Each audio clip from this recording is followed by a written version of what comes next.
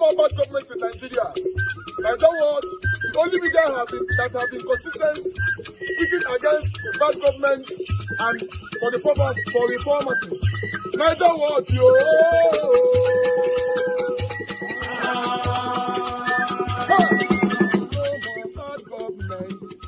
No more bad government. Niger what? No more bad government. Niger what? No more bad government. The only media that have been speaking. No more bad government. The voice of the voiceless. No more bad government.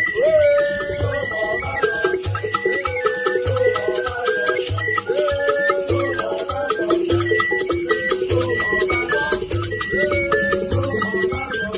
Niger what? No more bad government. For the poor. No more bad government. Niger what? No more bad government. Niger what media?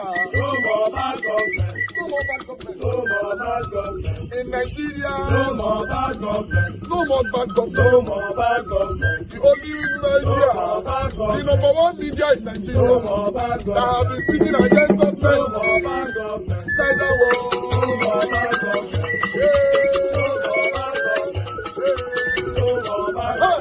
Niger what you? The voice of the voiceless. The voice of the voiceless.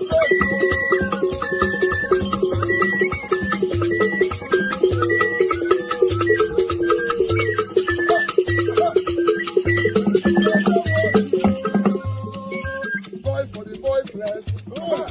Voice for the voiceless. Niger what? Voice for the voiceless. Niger watch media. The only media that have been speaking against bad government.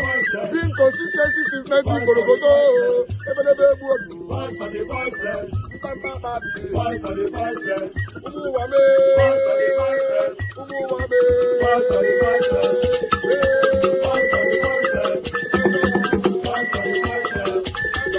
Voice for the voiceless. Voice for the voiceless. Voice for the voiceless. Niger watch you. We have been seeing all you guys have been doing, and he recommending to everyone in Nigeria, saying that you guys are the number one. Niger what you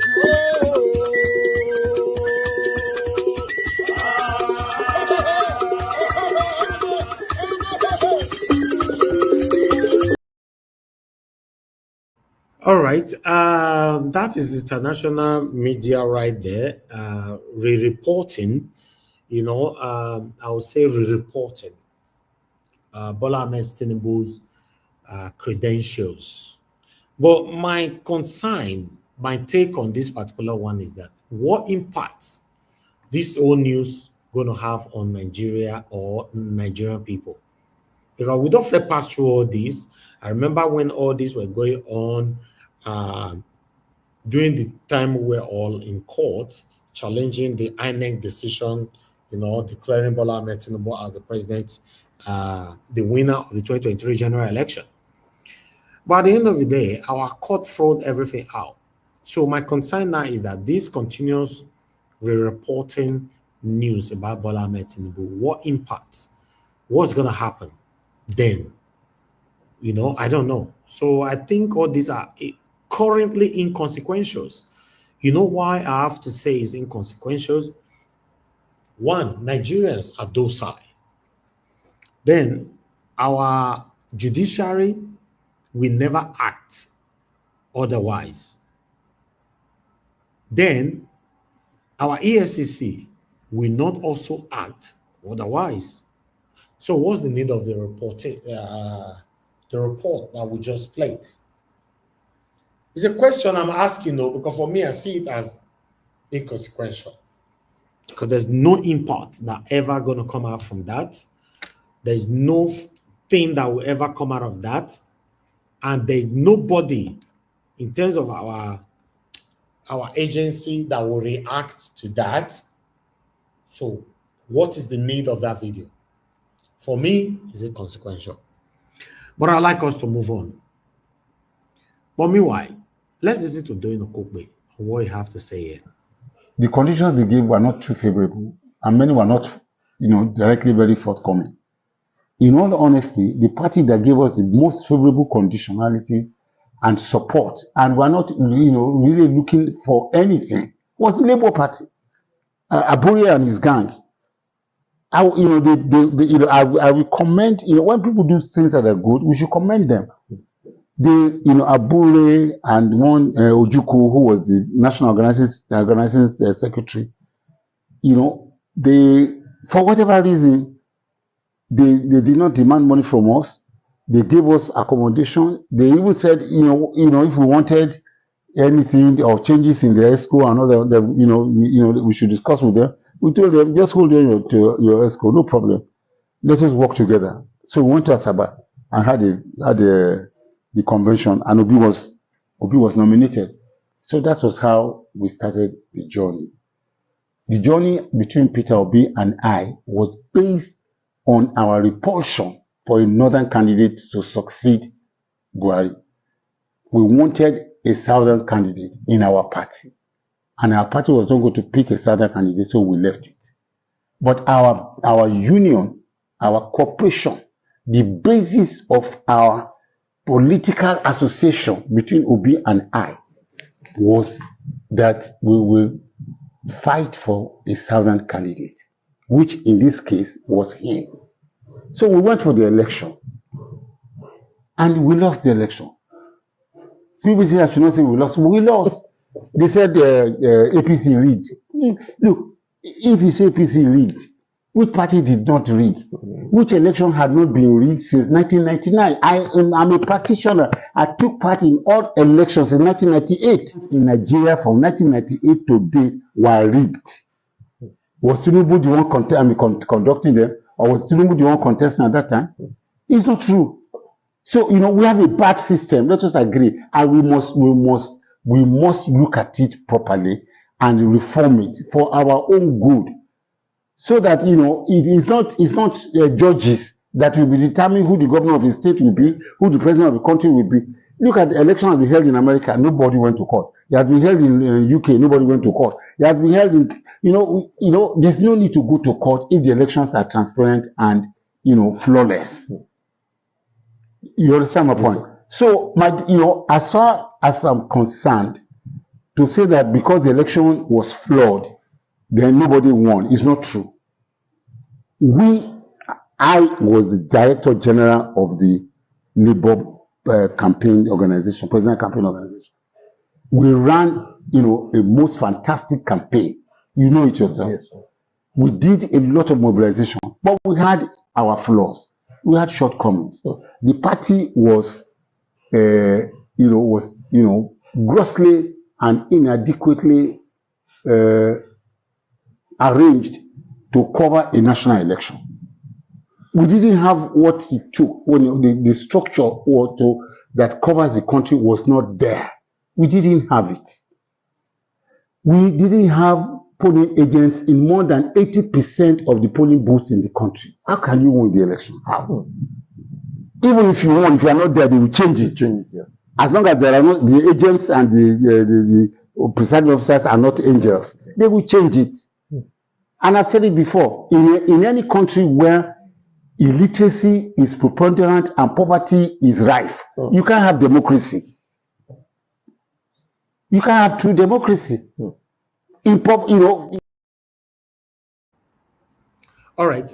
What Odoyin Okogbe is saying there is supporting Bola Ahmed Tinubu that he won the 2023 general election, that Peter Obi was not properly prepared.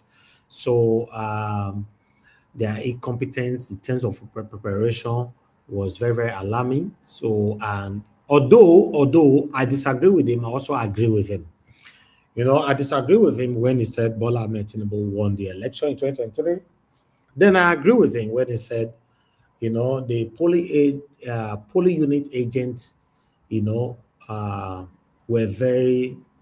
not there on the polling unit cycles. So remember, if you follow us from that particular time, I query this area, that yes, we were not having lots of polling unit agents across the polling unit centers. Yes, we were not. So what he's saying now, the reason why I'm agreeing with him, he mentioned something which is realistic. He said, if you are not there, they will change the result. What else do you expect? I agree with him that on that 100%. Because when your polling unit agent is not there, although I know some of us will argue by saying, okay, what about the center where there were polling unit agents? So what happened? Yes, even in those centers, they still ring the election there. They still change the results. But above all, polling unit agent or no polling unit agent, INEC did not rely on the result that was coming directly from the polling unit agent. They already know what they wanted to do, and they did it. And this is where we are today. But unfortunately, see, doing Okupe, the DG for Peter Obi 2023 general election is not speaking like this. My question is, what happened? What have changed? And people, now so we see them, as we see how they call a give that like that, because sometimes the whole thing they choke us. Madam Rita, we can see you just coming in. Thank you very much, man, for joining us. Good evening to you. Mr. Johnson Emmanuel, thank you, sir. Timmy DB, I appreciate all my people. Thank you very much for your time with us. Peggy Body, thank you, my people. Didi Anthony, thank you very much for the super chat. I'm very, very grateful. God bless you. God bless every one of you right there. Please do your part. LSM Gedo, I can see you as well. Do your part by pressing on the like button. Help us to share. Take our voices far. But meanwhile, I will post out a link shortly. But I'm going to divert right away. Oh, well, hold on. I'm not sure. No, not yet. Let me use this one to close the political and the religious path of this presentation. Delusional to think that these people do not know that these prayers and fasting absolutely do nothing to improve Nigeria's trajectory. Yet every new year, we start with these prayers for a better Nigeria. So I'm asking this morning, what more do you want God to do for Nigeria? Because if nations across the world were to argue as to who is God's favorite child, Nigeria will undoubtedly be seen as one of God's favorite children. God gave Nigeria everything, way more natural and human resources than most countries on earth. Arable land, no natural disasters, fantastic weather for agriculture, some of the most brilliant minds on earth. A people with the skills to thrive in any part of the world that we have found. God didn't fail Nigeria one bit. Nigerians failed Nigeria. God gave this nation fertile soil, rivers that flow like veins through the heart of the nation. Nigeria is not lacking in blessings that we need to pray for. It is instead drowning in gross mismanagement. So again, what more do you want God to do for Nigeria as you fast for 100 days? What more is God meant to do for our country? To choose your leaders for you? To help you jail your corrupt politicians? To help you properly utilize all the vast resources that he has already blessed us with? There's almost no nation on the continent that should have been at par with Nigeria in development and quality of life for its citizens. If you think about just the wealth we should have from oil alone, take a look at what other countries have done with their own oil wealth. Think of what the Niger Delta alone could look like if we managed our resources better. So stop praying to God to bless Nigeria.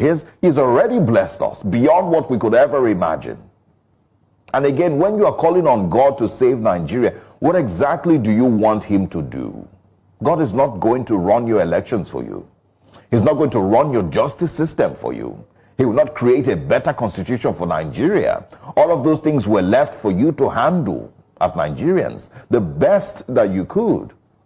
But instead, we've allowed the worst to rule over us. We've placed tribe and religion over prosperity as a nation. We've allowed the destruction of our institutions by our fellow citizens. God didn't abandon Nigeria. Nigerians instead have laid our bed this way, and so we must lay on it. Your National Assembly members are singing on your mandate, we shall stand. One state governor cannot read his own budget figures. One state governor paid his children's school fees till graduation and is currently being welcomed home like a hero. Where do you want God to step in here? If your governor can't read his own budget figures, what do you want God to do in a situation like that? Again, we have laid our bed. Let us lie on it. Good morning, Nigerians. All right, guys. This is the second time we're playing this video. Remember, we played this particular video, I think, like a week ago, and we're playing it again now. Just to remind and refresh the mind of the Nigerian people, you know, because a lot of us are very, very gullible when it comes to religionism. But what do I know? We normally put it to you how we take CM, and so they carry and they come here. I appreciate you all, my people. Thank you very much for your time with us. We are going to divert right now. I posted out a link for those of you that want to contribute to either politics or what I'm going to be presenting right now. We take it from there. Then we have two videos that is currently trending right now on social media. One is coming from one of our brother. His name is called Gege, and another one is coming from a doctor from Canada. But I'd like to start with a doctor from Canada first. You know, he was actually talking to our Igbo brothers and sisters, you know, who normally live and go build a mansion in their village. Although he's also from the southeast, you know, so that's the beauty of this particular video, you know, because if not, people might say, oh, what are you talking about? What do you know about us and all that? But still, what can you take from this particular video that I'm going to play right now? Let's listen to this. People, Dr. Zoe again. It's a bit early in Canada, it's almost 8 o'clock. Before I took off, I said, let me just make this video. Obviously, I'm Igbo. I'm from the eastern part of the country. And what I'm about to say is, you know, anything I say these days just goes everywhere. Sometimes it's a bit controversial, but I always say from the mind and I always say the truth. There's this thing we have in the East that we must build big mansions in the village. You know, for you to be an Odogu, you have to build a very big house. Believe me, I did it too. But, you know, this last Christmas, I didn't go, but I watched a lot of people that go home, open their mighty big mansions in the village, in the East especially. I don't think the other part of the country have this concept. So, as I said, I did it, and my own was even painstaking because my dad passed. I started building the house before he passed, but I had to finish it. And believe it or not, because I'm the first son, he was alive, he insisted that I have to build it in the same compound. So I took a couple of steps around and built another mansion, everywhere squashed up. I haven't been there in I built it about 5 years ago, and the total number of days I spent in that house, is not up to 6 weeks or 2 months. In 5 years, I'm telling you. I spent a lot of money to build a house in the village because my father was a traditional chief. So for you to take over the title, you have to have your own house as an adult. It's just what we have in the mind. Sometimes I wonder, the Igbos claim that we're very smart in terms of economy and, money thing. But sometimes I wonder the economic value. If I built that house somewhere else, Lagos, Abuja, Port Harcourt, elsewhere, even Enugu, I would have made over 100 million in that last 5 years. I'm telling you the truth. I'm not saying you shouldn't build a house in the village.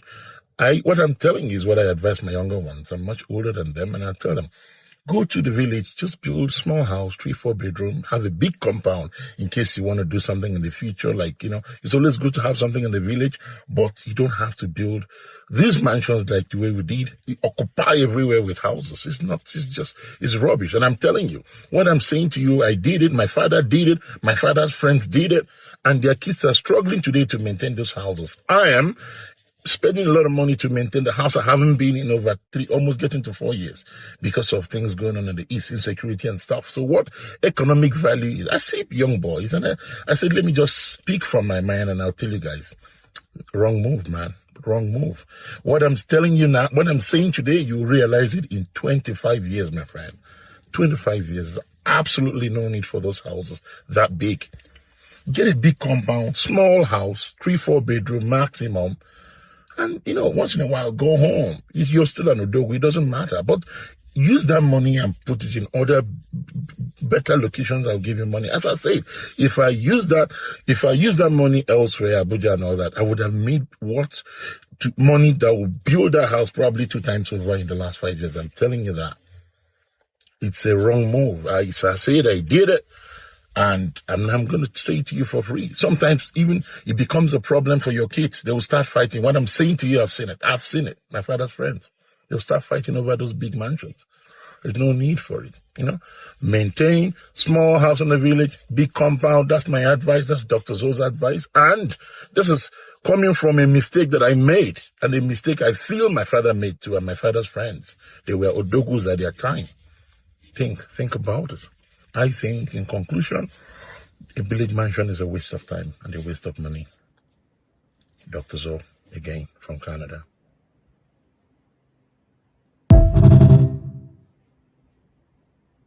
All right.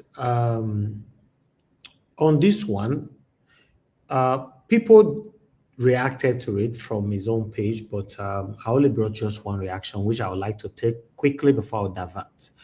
Although I'll take reaction from our own, I can see one or two persons already commented concerning this particular video, but you can see right there from Prince Chidi, say, Augusta, thank you for your advice, but none of the Igbo will ever take your advice. This is because building a befitting house in our villages is our culture and heritage. Any Igbo man who can build mansion in the villages has already built double of it in the cities and has made excess money. Building much mansion is another way of developing our village into becoming a city. Augusta, your advice is completely irrelevant and does not make any valid point. Why is the in the white man land? Now, so it right time. Why is the in the white man land where he lives? There's no place that looks like a village. How does development come to place if there are not good structures? For me, this man is completely talking no sense. I know what talking about is supposed to be, but still, because of the YouTube. But so that person right there, Prince Chidi, completely disagreed with this, our Dr. Zo. Moderator, thank you very much, man. I can see you already. Thank you. Then Mr. Johnson Emmanuel is saying, Mr. Johnson Emmanuel, where your comment again now? I hope I never lose them. Because I see your comment just now, but I don't see them again. I know you left a comment just now, but I lost it. Okay, yes, you said if they can afford it, there's nothing wrong. They know what they are doing. They already have their businesses. Okay. Thank you, Enterprises, for joining us today, sir. I appreciate you. Ajio Deborah, God bless you. Good to hear from you. I appreciate you. And OS, are you guys responding to this, or I should just move on? Okay, Timmy DB said, I disagree with Prince Chidi. That means you agree with Dr. Zo, right? If you disagree with Prince Chidi, you agree with the doctor. Okay. Okay, Mr. Johnson Manuel is saying, I love the way Igbos develop their villages. It is a very good thing. Okay. Okay, Ajio Deborah said, I honestly have to come in because of this man's advice. You will see very big mansion with 18 rooms and nobody is living there. That's crazy. I feel it is a waste of money. Okay. Then Timmy DB said, I agree with the doctor. Okay. All right. I would like to quickly say this. For me, according to Prince Chidi, I can't say I agree with him, but if he said it's a way to develop their own village to become a city, then I agree with him. Due to what has been going on, pursuing the Igbos left to right, go back to your place, go back to your place. On that, I will agree with them. Building mansions in their city. But Dr. Zo said, all the buildings you're building in your villages, you don't get the money back. On that, I agree. For example, in my own state, Edo State, you know, all the investment you invest in Edo State, you don't get the money back. You know, some people said, oh, maybe the area where you build put doesn't matter. You know, so some of us have to now go extreme to go and build in a premium area, where it be premium? You know, premium area for those things now, number one is GROA, Sapler Road, and Airport Road, then followed by K1 Road, right? Yeah, that's it. So in all this, it's still like you don't get the money back compared to building in already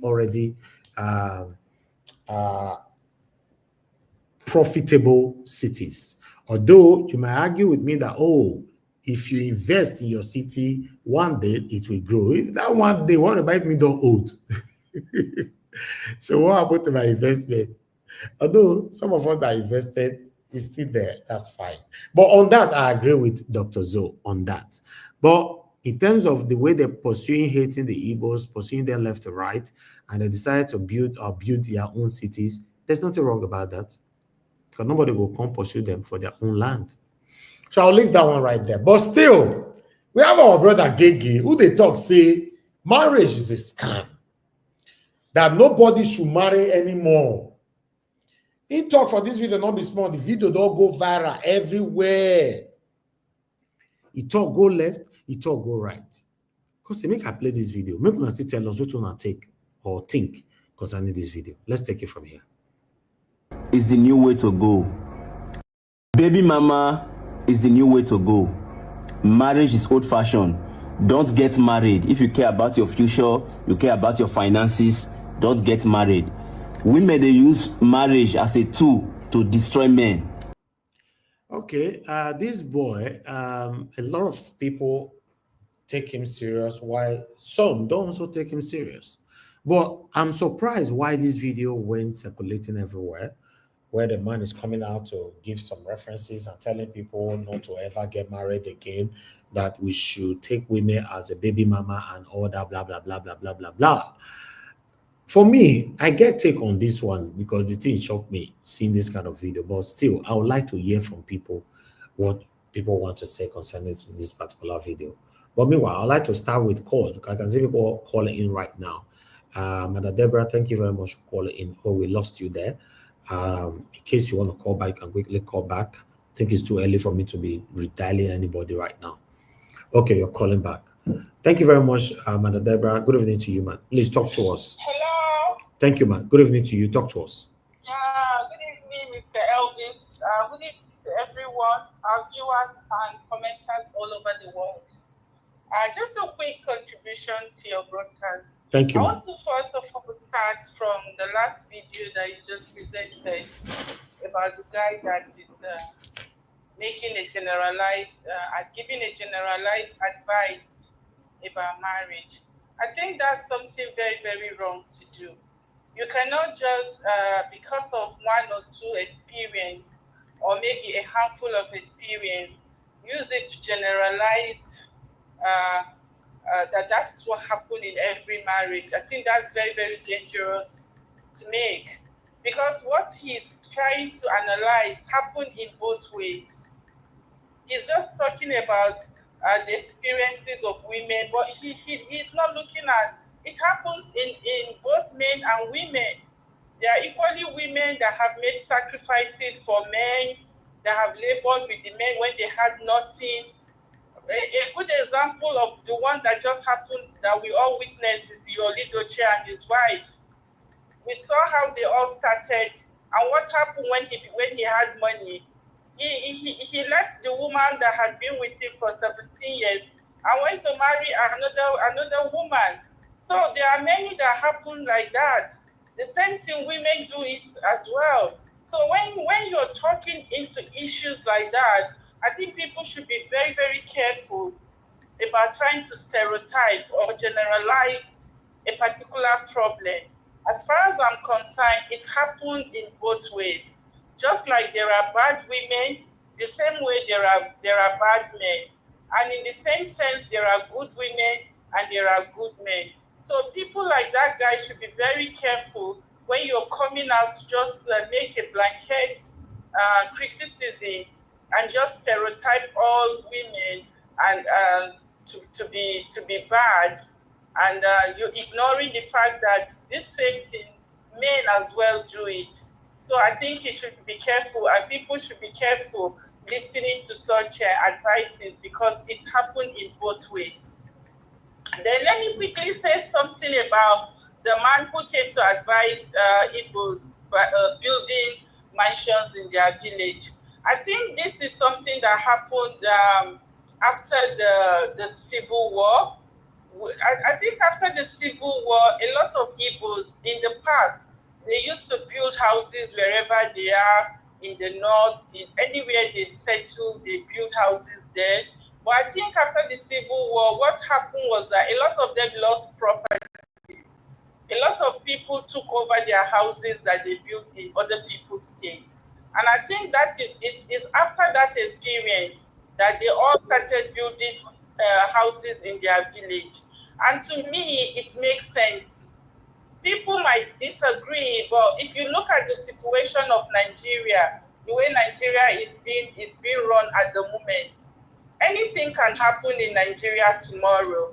Look at just what happened in Lagos recently. How they say go back to your state, demolishing people's houses. Nigeria can break up tomorrow, and the North will say, oh, Abuja belongs to them, and they will chase away any other person from Abuja. Yoruba people can wake up tomorrow and say Lagos is their own, and they will chase away people who have built properties, people who have been there for years. So anybody really looking at the situation of Nigeria, I think people should think twice when they are investing in other states, because the way Nigeria is run, nobody can guarantee anything, especially when we don't even have a functional judiciary. We don't have a government that is actually functioning as it should be. So that's my own take on that. Then a quick contribution to what Sowore said. In my own opinion, Sowore, I think he needs to sit down and really re-strategize his approach. It's okay that he's criticizing the Tinubu government, but of what impact is his criticism really going to make? What difference is that going to make?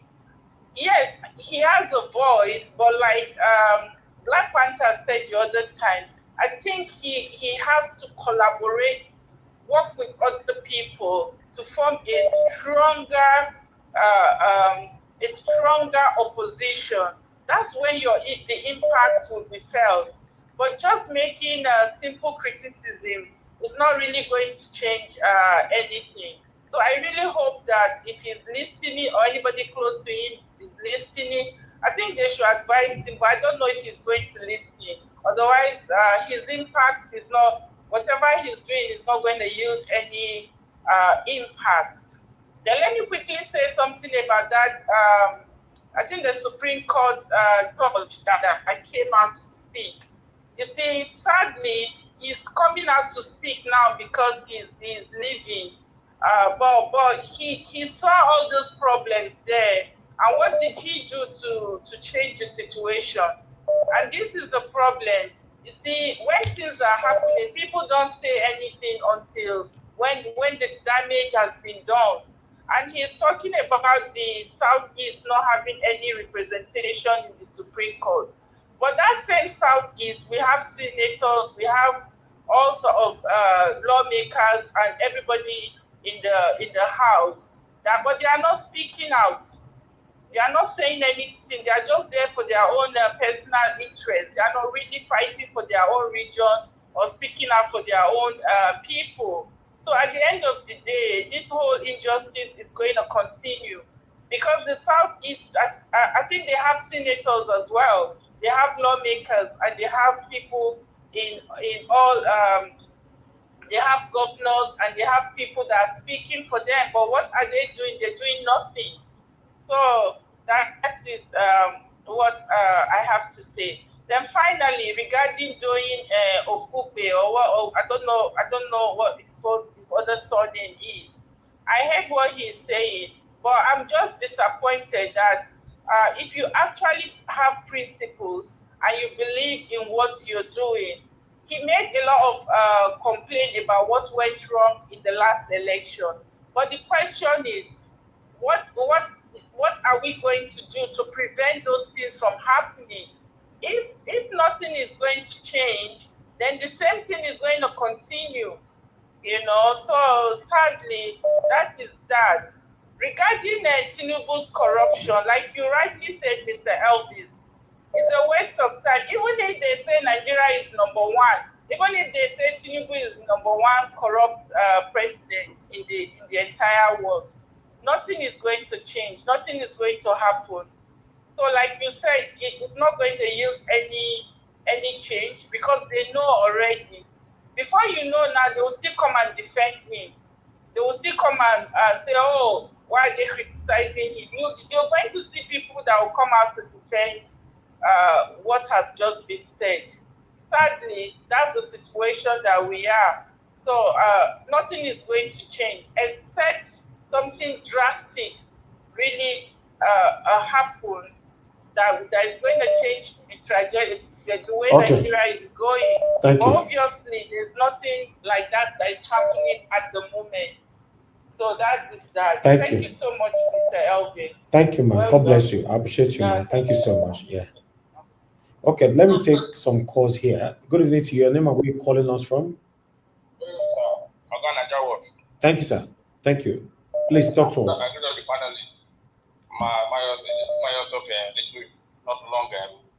As for Gigi Waga, for data, you got the lamp and lab. I guess I get it today. But I don't follow your motto. Now, content creator, now, what is your down a small boy and a small beginner? Which way is all you get?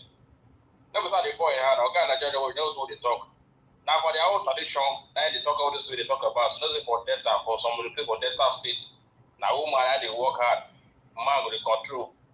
They want to bring that life, come for this new model life we do now for the world. It's not possible now. You don't make her now. You don't want to take care of woman spending money. You want woman going to take care of her. Creating my way in be. That's for that. For me, I don't take within the dog. If anybody take her serious for content creation, the person I could lose a family, lose all those things where they talk about for them. And they get me now, Yes, sir. That is gay, now small boy. You want to control like for Nigeria. No, it don't work. And that one I wouldn't this life now they talk about. You don't get money, I don't want to take care of responsibility. You don't want to stand as a man to take care of family. One they born it away. As all those data, some other data men they do to the born near for outside. I can say talk for their family, three wife. You know, see also. So now see him be. So thank you, sir. Thank you. Thank you, sir. Thank you very much, sir. God bless you. I appreciate you. Thank you. Okay, I'd like to take another call quickly. We have and the love of God is my strength with us. Thank you very much, man. Good evening to you. Please talk to us. Thank you. Thank you, man. Talk to us. Good evening, man. Yeah, good evening. Happy Sunday to you. Thank you. Good evening to everyone on the Nigeria Watch today. All the comments, everyone on the comment section. I want to say happy Sunday to all of you. Mommy Diaspora, our listener, everyone on the panel. I say good Sunday and happy Sunday to every one of us. Nigeria Watch, I will first of all go to that marriage of a thing that man spoke about. You know, that I only see that man on Facebook. I've never taken him serious. I don't look at him as a serious person. He cannot tell other people what he sees about marriage. What he sees about marriage is for himself. It's not for us. Everybody can see their marriage in their own eyes. He cannot come out and start talking blah, blah, blah because he wants to talk. If he does not want to marry, that's okay by him. It's going to the stone age to want to bring the law of marriage to us in this 25th century that we are now telling men that they should not marry. Women should pay for men. Women should look after men. Who is in to tell other people how they run their marriage? I've seen him, he talks anyhow. He just open his mouth and start to talk. You cannot tell another man how to marry a woman. You cannot tell another woman how to treat their husband. How about the men that are living women? He's not talking about women living men. How about the men who women will suffer with? Women will suffer with them. And they will leave the women and go away. What do you want the women to do? You are talking about the Syrian man that the wife wants to divorce him. Do you know what is happening inside their marriage? Are you there inside the marriage with them? You call them May Edoche. Sorry, I'm calling her name. I'm really sorry. You're talking about her. You know what happened? Did everybody see see what happened on the internet? They just open his mouth and be talking anyhow. Women are supposed to be respected in their marriage. Women are not, it's not easy for a woman to be in a marriage. What women see in marriage is not easy. But when to come out and put women down like this, I'm really, I don't know him, I'm really angry with him. It's not right. Women are not toying that they can come out and be throwing all apart like that. It is wrong. I want to talk about the APC man that came outside and started talking the way he wants to talk. He's saying to us that Obi is too sentimental to what happened to him. What Obi is going through. If we turn back the hand of God and comes to him, will he be able to stand it? Will he be able to stand it? He's saying that Obi is sentimental because of that word. Who are they going to tell that word that will not come out and complain? Obi only came out once because of that word. You know what Obi is going through at the back? You know what the children have been all over, they have been terrorized. So for that woman to be talking like that, I'm disappointed. I don't want to use this word because I know that we have some great Yoruba men on this panel. Some of these Yoruba people, I don't know. Maybe they are claiming this Emiloko. This Emiloko has become a thing that they don't. When they see truth, they will close it down. They will not want to say it. It is so wrong. And Tinubu becoming number 5.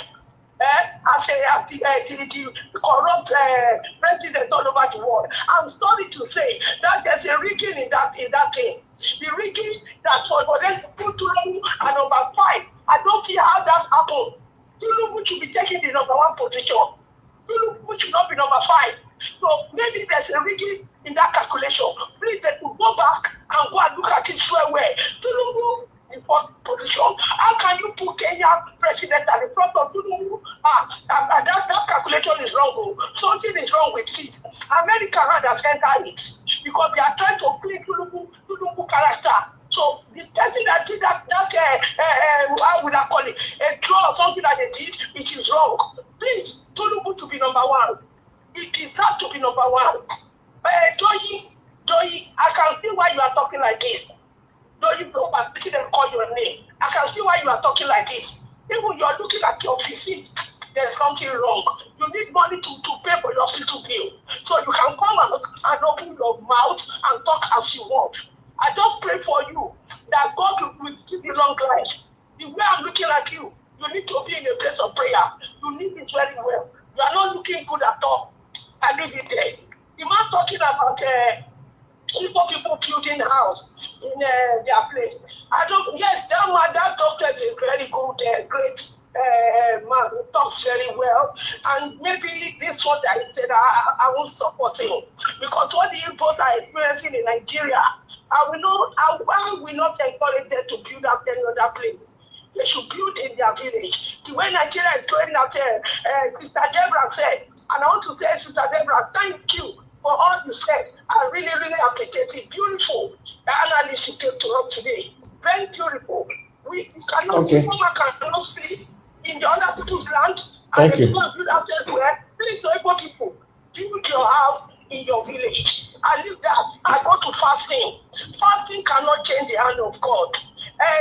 Pastor Adeboye, that is coming out to tell Nigeria to fast.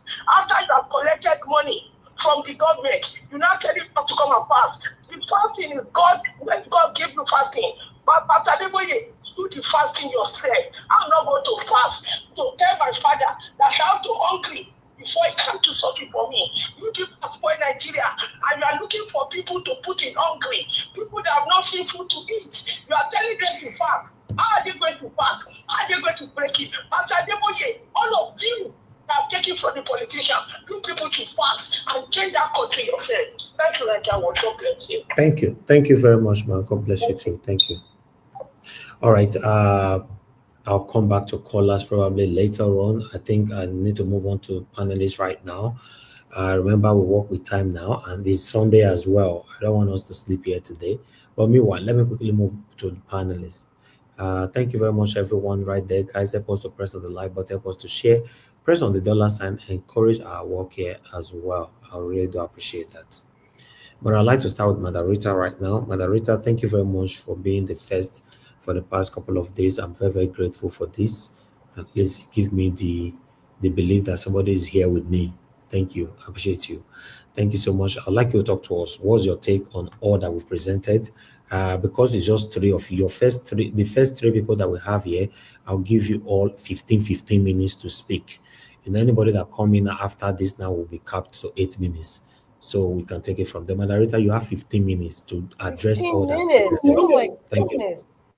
Mr. Elvis, good afternoon. Happy Sunday. Is that Mr. Jonathan? Good afternoon. Happy Sunday. I think that's Madam Patricia. Good afternoon. Happy Sunday, my lovely mommy Diaspora. I'm still the only one that loves you. Greetings to everybody. Debbie, I'm very happy that you're here, and I know that you're getting better and you are going to be better. Greetings to Johnson Emmanuel, Madam Ame Bright, Grace Homes and Property, Christian Excel, everybody. Mr. Elvis, this 15 minutes, I will try as much as possible to, manage it. I think I came in when you were playing, I think you were playing Don Yokupe's video. That's when I came in. So, was it no, Don Yokupe's video. Yeah, I think that's the one I started with. Okay, I'm going to start from the end. This young man, whatever his name is, I don't want to mention his name because I've come to realize that. Okay, CBD, I can see you already, sir. Thank you, sir. Okay, CBD. Go ahead, moderator. Social media has its pros and its cons. Yes, social media has its pros and its cons. And this is one of the cons of social media. And this young man who came out to talk about marriage and relationship, he just came to tell us why, social media can also be a deficit, to the sanity of a society.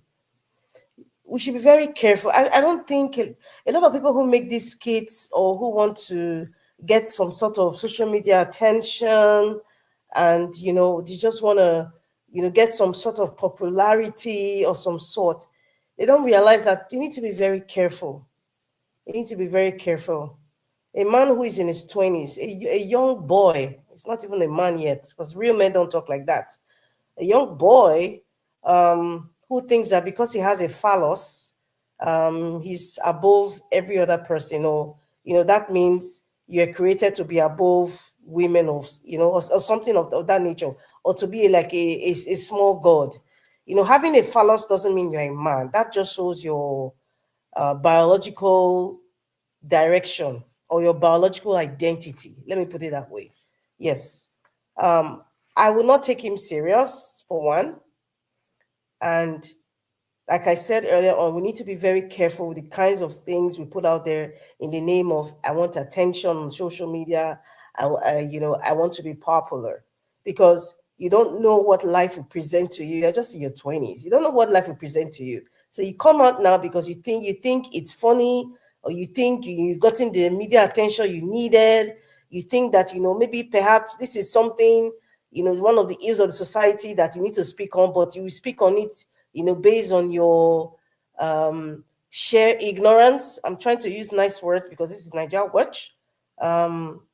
You need to be very careful. I don't take him seriously, and I would also want to add that, he's only somebody who is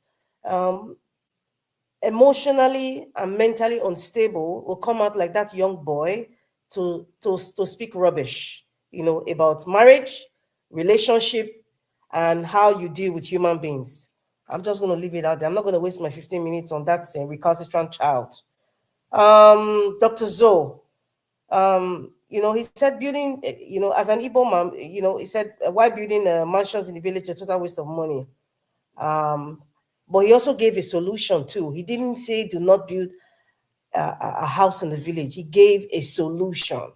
He said you can build a small house with a big compound.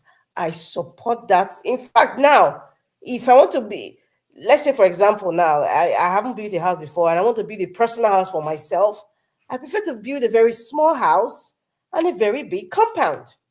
Because that big compound, I'll be able to do a whole lot of things in that compound.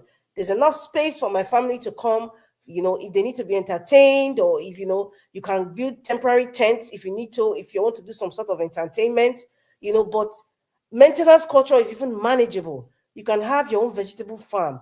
You can live okay. And even if it's a bungalow, it's even better, because you think about old age, climbing stairs and all that, it has effects on your knees. And that's why I think many sensible people now, they're building houses. They don't want this, what Benin we call a gedege upstairs, because you're looking at the future.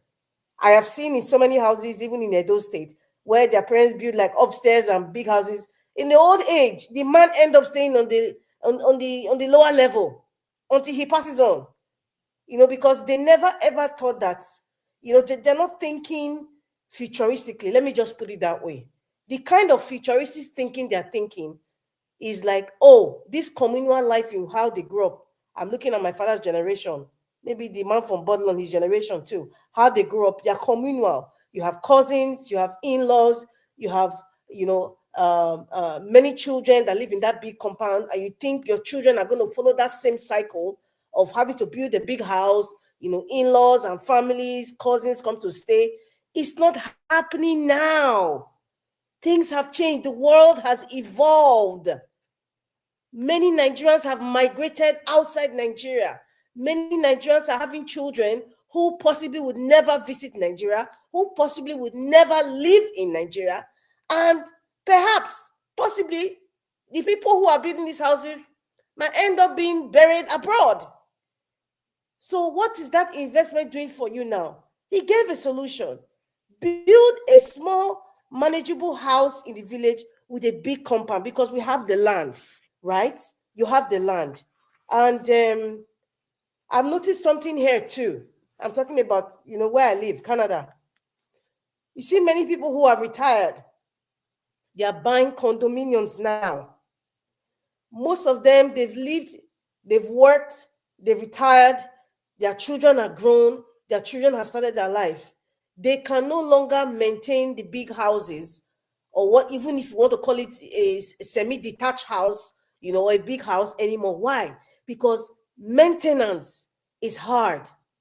Sometimes they can't even afford it. Sometimes they prefer to just live in a condominium where they can just press the elevator. They're going to their apartment, they're fine. They don't have to worry about shoveling snow. They don't have to worry about paying for somebody who's going to work on their yard. They don't have to worry about so many things, because they've done it all. That is what older people are doing here. They sell off their homes either to their children, and they go buy condominiums. So they don't have to worry about other things. So they use most of their time to do other activities which they can afford to pay for other things, and there's longevity with that. They don't feel too lonely living in a mansion when the children are gone. Children possibly will not even visit because they are either out of the country, or they're living their lives, or they're just busy doing what they're doing, as young people. And so most of these people living in mansions, they are lonely. And one of the factors in which people age quickly, and one of the factors that make people older and seniors fall sick, is loneliness. Loneliness. And in Nigeria today, a lot of aged people, seniors, are lonely. They're living in big mansions, empty, possibly living with rats and lizards and wall geckos. They're lonely. They can't even maintain it. Are they going to sweep the big compound? Even the children might not be successful enough to be painting the house every year. So see where Dr. Zoe is coming from? A lot of Nigerians are not in that reasoning faculty. And that's why people just don't understand what he's saying. I know Mr. Emmanuel in the comment section, I refer to, he said, people that have money, they have the right to, spend the money the way they like. Yes. But the fact that you have money doesn't mean that you shouldn't have sense. Especially when you're looking at the way the world is being projected right now. People now, to have multiple children and multiple wives, it's not a small feat these days. It's not. There's a senator in Nigeria, I don't want to mention his name. Yes, he has multiple children, multiple wives, but his relationship with all his children, is it at par? Because we've seen his son or his daughter come out to challenge the father. Is it at par? There's no time to even focus on the children, because you are busy marrying many more wives and getting, this huge ego on your shoulder that you are the man, quote unquote. Like I said, having a phallus doesn't mean that that's qualified you to be like a great man. No. or a great human being. Let me put it that way. I believe it's a man's world. Yes, everybody has their position. Everybody has their duties. Dr. Zoe, I support it. I support what Dr. Zoe is saying. I was telling you, I always said in this channel, I served in Abia State, right? And the village that I went to, I saw mansions, some of them uncompleted, mansions upon mansions, like it was like a competition in the village, in the sticks. Yes, some were uncompleted and some were just there. And I can tell you today, many of the same Igbo people now who have built those mansions, they can't even go home now because there's insecurity in the East. Some are even doing their funeral, reception outside their village, outside their state. Some are even doing it in Lagos. They're not even doing it in the East. This is where we are today. People are still holding that umbilical cord of the mentality of our parents. Perhaps that's the reason why we're not growing. Perhaps that's why our society is the way it is. They have villages in the West. I know there was a caller that called and said, in the villages or something about development villages in the West. They have villages in America, as in villages. But the good thing is that some of them are even off the grid, as in they're not even the grid of electricity. They're not even in the grid of waste management. They do it themselves because they choose to live that life. However, they have access to good roads, and if they want to connect to the grid to get clean water, they can. Yes, they can. Electricity, yes, they can. That's all they need. They don't need much because black people, if I don't want to use the word black people, Nigeria as it is today, people are just greedy. People just want to be greedy and just want to get just because they want the society to put them at a certain pedestal so that they can look better. It's even a self-esteem thing. That's what I think. Building a big house, does that mean that you're a wealthy man? Building a mansion, does that mean that you are Odogu or what now? What does that mean? What does that mean? So it's comes to self-reflection and also reflect on what the world is turning out to be. Because take it or leave it, the Nigerians of the 60s, of the 50s, or even of the 90s is not the Nigeria of today. It is not, and it's still changing. I'm just using Nigeria now as a case study because of Dr. Zoe. Because if you want to use the international standard, in the 1960s, the world is not the way it is now. We see there's a lot of separation. Even Nigeria today, tribe is a big issue. Many people are now having second thoughts of, why should I build my house in Lagos? Because in 20, 30 years' time, when I'm too old to even fight, or when my children cannot even fight for themselves, the indigenes of that place will tell you that you are not a Yoruba person. You should not be in Lagos. It might come. Yes, it might come. Take it or leave it. It's not just the Igbos. It's not just the Igbo. So the world is changing. That's what I'm trying to say. And that's what Dr. Zoe is trying to say. He's trying to tell you, listen, think of your old age. Think of, expenditure. Think of investment. Investment. That is what he's pinpointing at. The big mansions that nobody lives in the village. Perhaps once or twice a year, you come there during the festive season. Okay, that period in which that place was empty, you left it for rats, lizard, wall gecko to be living there. And maybe one or two of your relatives come to check up on the house, and that's it. It's just standing there, an investment just sitting down. But that investment, you probably will have opened a very huge factory with that investment. And it will not just be stagnant. It will be working. It will be rolling out money. That is what he's saying. But Nigerians, as we are, we still want to hold on to the umbilical cord of what our parents were doing. Our prayer is that our children should do better than us. That is what I believe. Or maybe some people believe differently. But the prayer of every parent that I know is that my children will be better than me in thinking, better than me in making good choices, better than me in investing, better than me in evolving, better than me in how I look at the future. That is what every good parent should praise for their child. Not just be like me. No. Because if we're like our father, we will not have this internet today. If we're thinking in the 1900s, we would not have this internet today. That is the truth. That is the truth. So we have to evolve. Dr. Zoe is telling people This is what you should invest in. He's not saying do not build houses. Build a small house that is manageable with a big compound. It is okay. It is okay. In fact, Mr. Elvis, that this topic should be like a whole full days. 100 days of fasting. I don't want to listen. Your topic on the screen about what Sowore is saying. Please, Sowore, tell us something that is not different that we don't already know. That INEC is the one that announced Bola Ahmed, the man from Bodilon. Please, because I don't. Anyway, I don't want to talk about Sowore right now. It's really not important. Lastly, I don't know if my time is elapsing, Mr. Elvis. How much minutes do I have? It's 100 days in fasting. Nigeria should go on a 100-day fast. Pastor Adeboye. We have always said it on this channel. Your time don't finish. Are you kidding me? Okay, let me just stop here. Let me just stop here. So that I told you that topic of Dr. Zoe is a full day.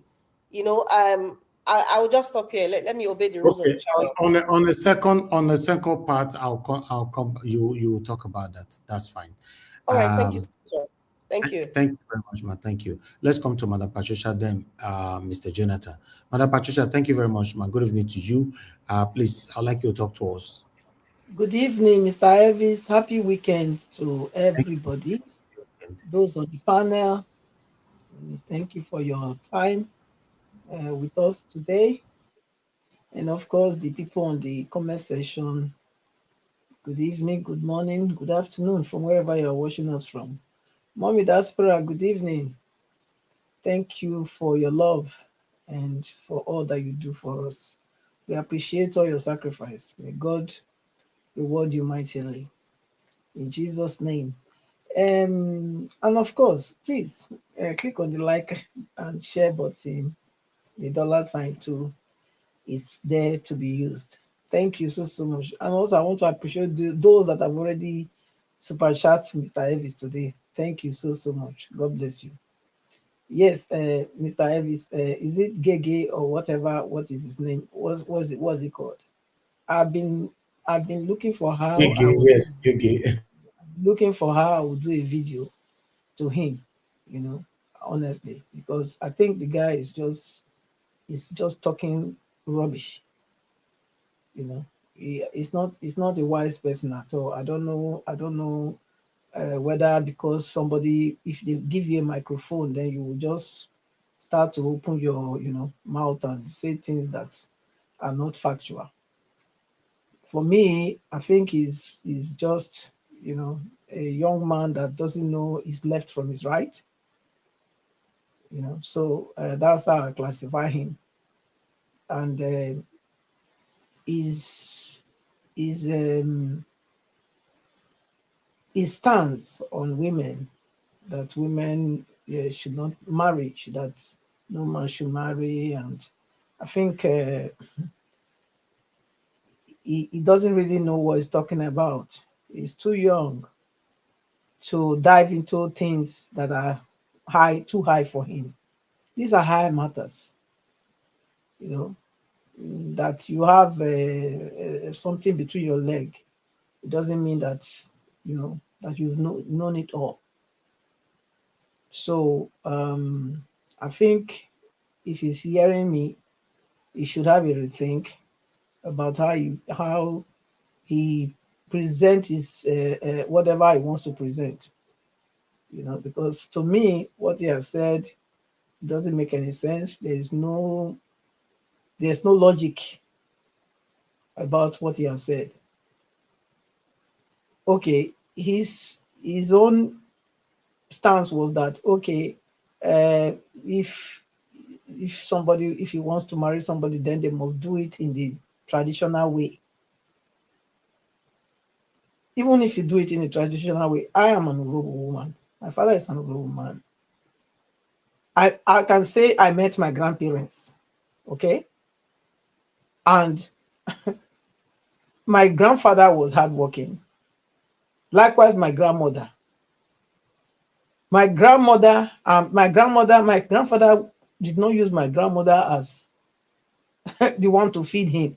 My grandfather had buildings. He had, lands. Likewise, my grandmother. She was very hardworking. Both of them were equally rich. So I don't know where he's getting this from. Maybe I think it's from a poor family. It's from a very rich family for him to have come this way. My father too, you know, was fending for his, for his family. So I don't know where he got this from. Yes, it's true that, okay, fine. Yeah, if somebody dies and maybe, yes, the family wants to keep the woman in the home. Yes, that is true. It happens.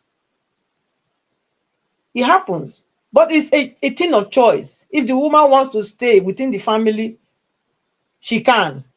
If she don't want to stay within the family anymore, she's free to go. It's not something that is a must, the way he's presenting it. I think he need to get his his observation right. It's not like when because you pay the bed price, so if he pass on, they can just transfer the woman to his brother. It's not like that. It has to be, there has to be a consensus. That is, the woman had to agree. And even the family too can come in and say, no, we don't want. Since it's like this, okay, we can even give you back the bed price and let her go free. You understand? So the way he's putting it is like it's a must that the woman must just be transferred. No, it's not like that. So I think I hope he will hear me so that he will correct his stance, because what he's saying does not really give the full picture of what it is in Urobo, because I don't think he will use this to advise everybody, because he is talking. I mean, he says it's Urobo, it's an Urobo. So I don't think he will be advising all men. You cannot advise a Benin man with this type of advice. That's what that is bringing now. So I think he's putting it to his own ethnic group somehow. That's my own take, which again is very, very wrong. He doesn't have any legal standing with what he has said. The man that gave the advice, Dr. What was his name? The doctor from America that was advising his people about having mansions, that people don't live in. I quite agree with him. I am 100% against anybody that just like to just show off. It's show off. I call that a show of shame. That's what I call it. Because what's the point of you having a mansion 5 years down the line? It's all dilapidated. You can't even maintain it. It's a show of shame. Why don't you have something, 3-4 bedrooms that you can manage with a very big garden, a very big compound? Like Madam Rita said, where you cultivate your own things, make your own little farm there. That's how a wise man thinks. Not having those mansions where, after 5 years, maintaining it becomes a problem. So, and then there's nobody living there. And then somebody in the comment section was saying this is what they do in their side. So he did the right, it's the right thing that people should continue in that track. I think that's not the right thinking process. People need to involve, in your thinking. What is that pride? It's pride. Even if you have a mansion, how many rooms do you sleep in that mansion? If it's not pride. You have a mansion, and many people are hungry around you. You have a mansion. People are suffering around you. In your locality, in your community, there are still poor people around you. You have a mansion. Is that not a wasted life? What impact would your mansion do for those people? Nothing. But rather, if you build a little thing that is presentable, you know, good looking, and use that excess to help others, I think that will have a lasting impact in people's life than you just wasting it and later is there standing dilapidated at the end. It will all still come down to nothing. Don't forget that when you build a house, after, depending on the roof you use, after 30 years of some roof, 30 years, you have to remove all the roof and redo it. Some floors, you know, with how they work in Nigeria, some tiles immediately you finish doing it. After 1 year, some of them are broken. So maybe you have to change everything after 5 years. So you have to calculate that. Maybe you build the house when you are young and, you know, but you have to think of, you know, future. Because you are not getting younger by the day. Every day, that one each day, every passing day, you are getting more, well, how would I say? I don't like to say older. I would say more advanced. You know, so, and many things that you used to do when you were younger, you might not be able to do them anymore. So, wisdom is profitable to direct. Pride comes before a fall. So, if you want to build something that you can maintain, that it will not be a burden to you even at your old age. Build something that no matter what happens, even when you are in pension, when you have pension, your pension will be able to still go around and take care of your need. So that's my advice. So I'm 100% with the guy. I agree with him in everything he said. And it's an advice. If you like, you take it. If you don't like, you don't take it. You like, you disagree with him. You like, you don't disagree with him. It doesn't change his stance. He has made a mistake and he has realized he made a mistake, and hence he cried out. So those that have ears, let them hear. Pastor Adeboye, yes, 100 days. I don't know, Mr. Ives, is it that he was talking to his members? Is it his congregation, or is telling Nigerians in general to fast for 100 days? I don't know. So if he's telling his members to fast for 100 days, then I will say that is the message that God gave him for his members. But if he's asking Nigerians to fast, then I will tell him that he should go and have a rethink, which means he's really not a man of God, because you cannot call on Nigerians to fast for 100 days. Those that have not fasted before, so they should start fasting now. What is it that God did not bless Nigeria with? That it is now because we have to fast. That's why we have to do it for us. And that, which I mean, those like him, those men of God like him, they are the ones that kept Nigeria where it is. The ones like him, because we know that there are still good men of God in Nigeria. They are truly the ones that is being used by God, and God really sent them. They are following God. But there are those that also they are not. Those that go to UN to collect money. You know, those that go and open inaugurate, what they call was it inaugurate, or what's it called, when they go and when they went to the Chrislam, or what they call it, the church, they said they go and open in Calabar. Was it not Pastor Adeboye that went to open it? The two Christ and Islam church, they said they are building.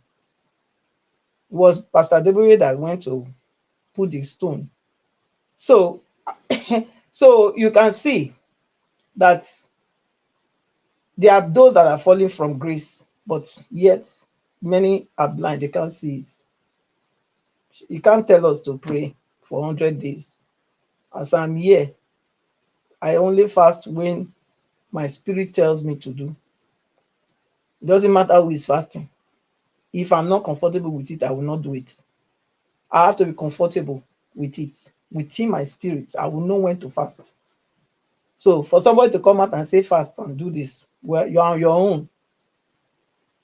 So there's nothing that anybody will come out and tell Nigerians to do now, to fast or to pray, to say that is it. Yes, we pray, but not because of that Nigeria should be better, because Nigeria, come on, we know the problem. The problem are bad leaders. That's all. That's the problem that we have in Nigeria. And God willing, if God give us the right person, yes. Mahmoud, was it Mahmoud? Mahmoud, what's it called? The guy.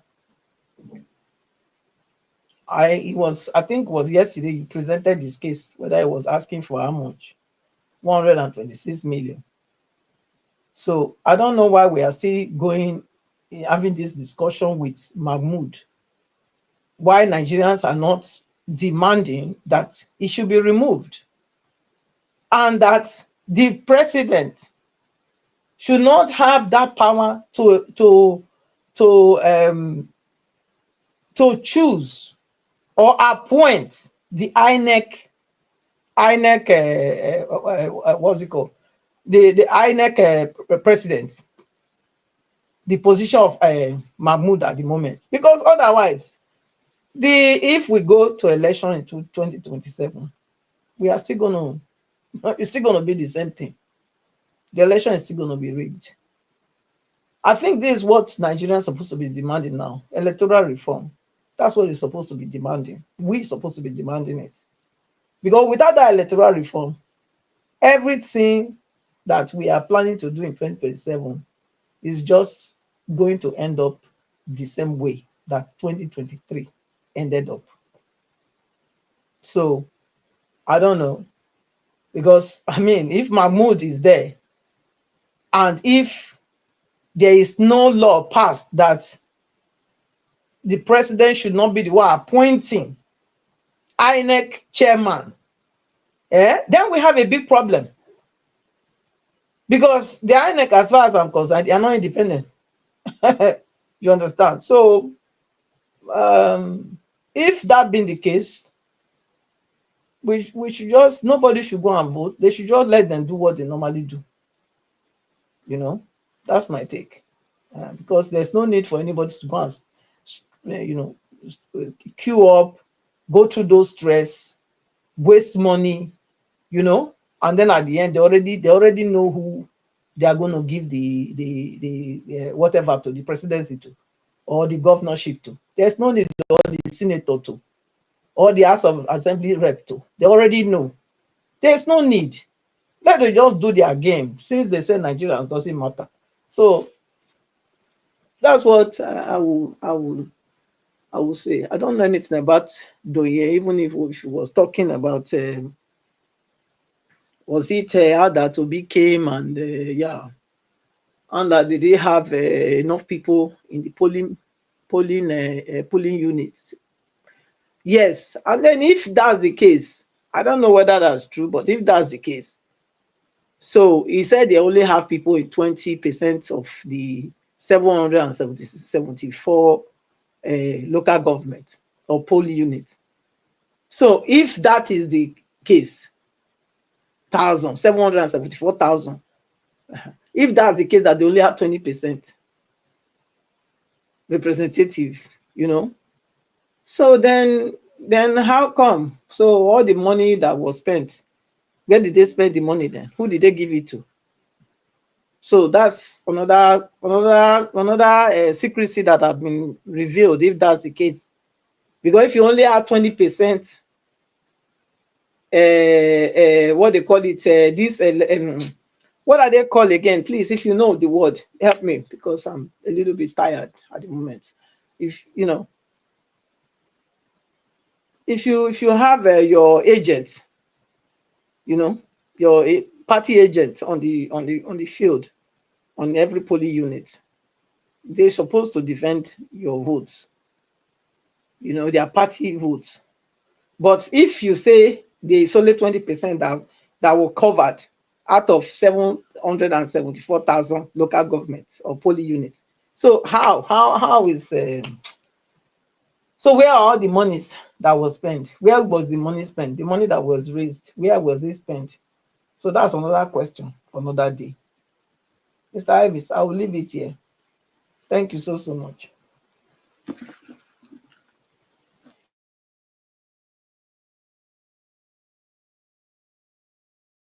Can everybody hear me?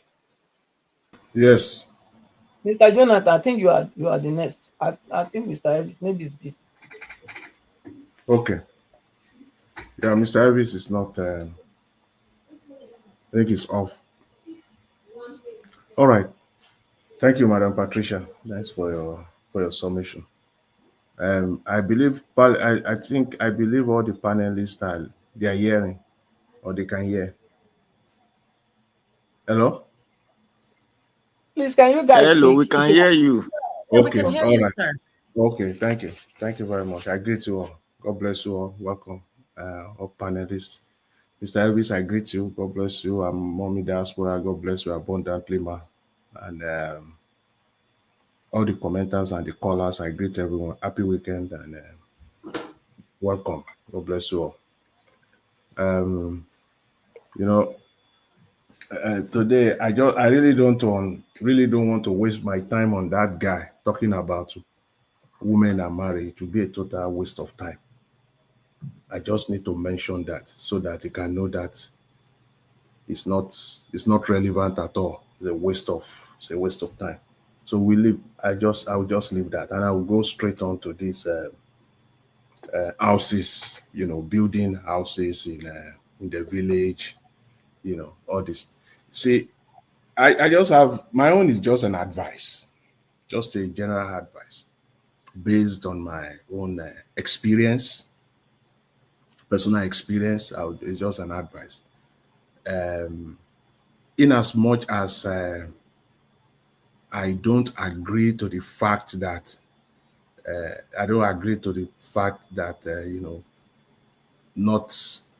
not building houses. I don't agree to that entirely.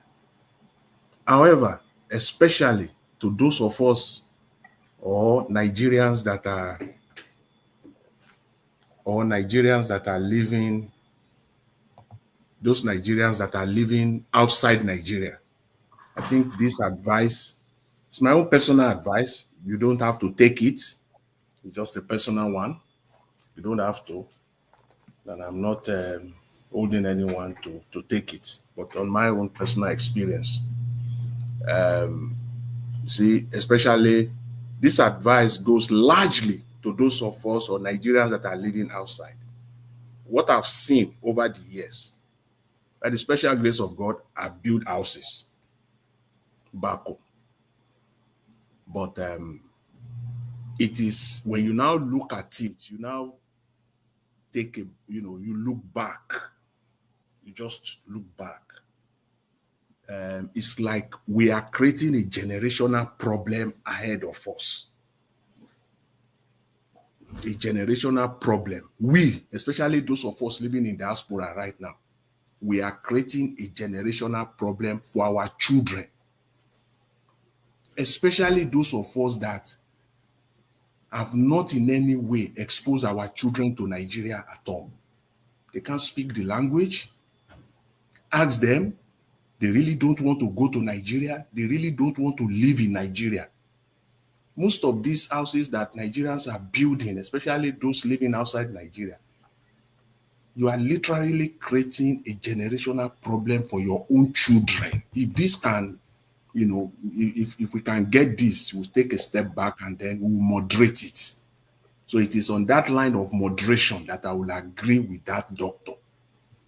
It's not that, not doing it at all. I don't agree, but it should be moderated. Because at the end of the day, we are here for a limited time. All of us come here to this world at some point in time, we all leave. The children that in most cases we're laboring for, they will not even be in Nigeria. They don't even speak the language in most cases, or they are not fluent enough. And knowing Nigeria and Nigerians, very oppressive in nature, deceptive in nature, an average Nigerian, given the chance and given the opportunity, they will oppress. They'll take advantage of these children. They will go diabolical on them. That time, the father, the mother, probably they are no longer here. They will be diabolical on these children. That is if any of them even want to make a move that I want to go for my father's thing back there. If not even abandon it outright, completely outright. So that my advice is just to moderate it. It's going forward, is just to moderate it. In fact, that's from my own personal experience. Except if you have children. If you have the capacity, if you want to build mansions, build it. If you want to build 2, 3, 4, 5, 10 houses, build it. If your children, the people that you are laboring for, that you are working so that you want to leave an inheritance for them, if you know that you are entrenching them in Nigeria, they are more connected back home. Otherwise, you are just laboring for others. So you are just even when you are there, when someone buy, family members still fight over people's property. How much more when someone is not even there and the children are not even there as well? So that's just my own take on that, my own advice, to my fellow Nigerians who are living outside. Unless you know that your children are always there, they know much more about Nigeria. They are even interested, in Nigeria. They are very interested in living in Nigeria to some extent. They're fine. They know Nigeria somehow, somewhat in and out, then I think that's me. So that's just my advice, and I'll leave it. I'll leave it there. Hello, someone is. I think someone is on mute. Okay. Hello. Yeah, let me just quickly say this on Mr. Tinubu's this news report. It's a foreign news. It's a foreign news report. We all know that the government is corrupt. We all know that Mr. Tinubu himself is corrupt. We don't need anybody to tell us that. We all know that. If anybody says that in Nigeria, the way that news outlet broadcasted it, by now they will have been shut down, picked up, locked up somewhere. Sorry, Mr. Jonathan. Mr. Odua, please can you mute? Thank you. Yeah. By now, they will have been locked up. The brazen manner at which that presenter, she presented it. No news media in Nigeria dare to do that. They will have been locked up. In fact, shut down completely. So I'm waiting to see how Tinubu will release his bulldog to go and capture the media that presented this. That's just the angle that I looked at it from. We all know the EFCC that is supposed to be the watchdog, they are even more corrupt within the EFCC. That is why we're not seeing any headway in this fight against corruption. It's not just now. It has been like that for almost 2 decades now, going to more than 2 decades now that the EFCC, had been set up. Because the corruption inside the EFCC itself is even worse. So they can't fight any corruption. It's not the way it stands right now. It's not possible.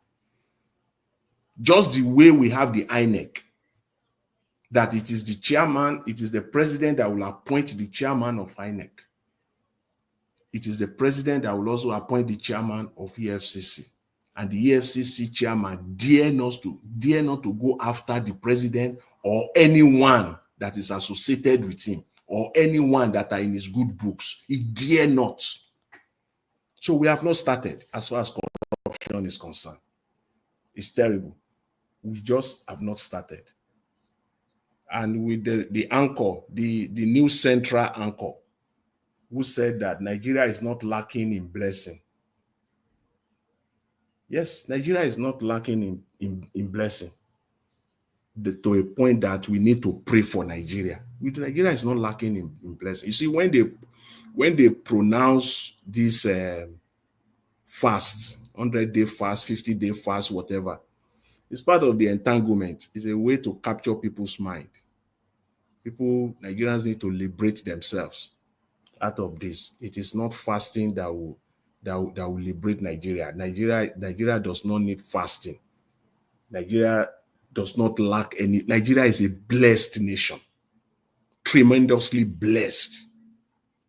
In fact, if you take your 10 fingers, you want to count the 10 most blessed nation on earth, on planet Earth, I don't think you will count 5 before you will insert Nigeria there. It's one of the most blessed nations on planet Earth, and yet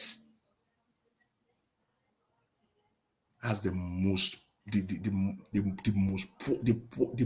most poor people living also exist in Nigeria, in any country, vis-a-vis the population. When you put it side by side with the population, Nigeria is the worst. It's staggering. Over 100 million people are poor in a nation that is tremendously blessed. Yeah, and we just sat there as if, and the politicians are just okay. They are just okay with it. Everything just flow. Just their turn. They will come, they will do their own. The next election will come, they will do their own, and it just continues like that. So sad, so unfortunate for us in Nigeria. And when Okupe was talking about election, Okupe was talking about election and the fact that the election was rigged. See, let's stop this. I don't know. Let's stop this nonsense argument. I've been hearing it all since 2023, especially since the beginning of the off-cycle election. Before you say Jack, they will say, after all, everybody rigged. After all, APC rigged, PDP rigged. In fact, Labour Party rigged. All the parties rigged. What a cheap one. What a cheap argument. And a lazy argument. Very lazy argument. The fact that everyone rigged does not make the declared winner or the selected winner legitimate. So since everybody rigged, whoever that is selected is fine. Then we can just move on. Please, let's stop this lazy argument. It's not fair. We are not being fair to ourselves. Rigging is rigging. It is undemocratic, period. Whoever emerged through rigging process is illegitimate, period.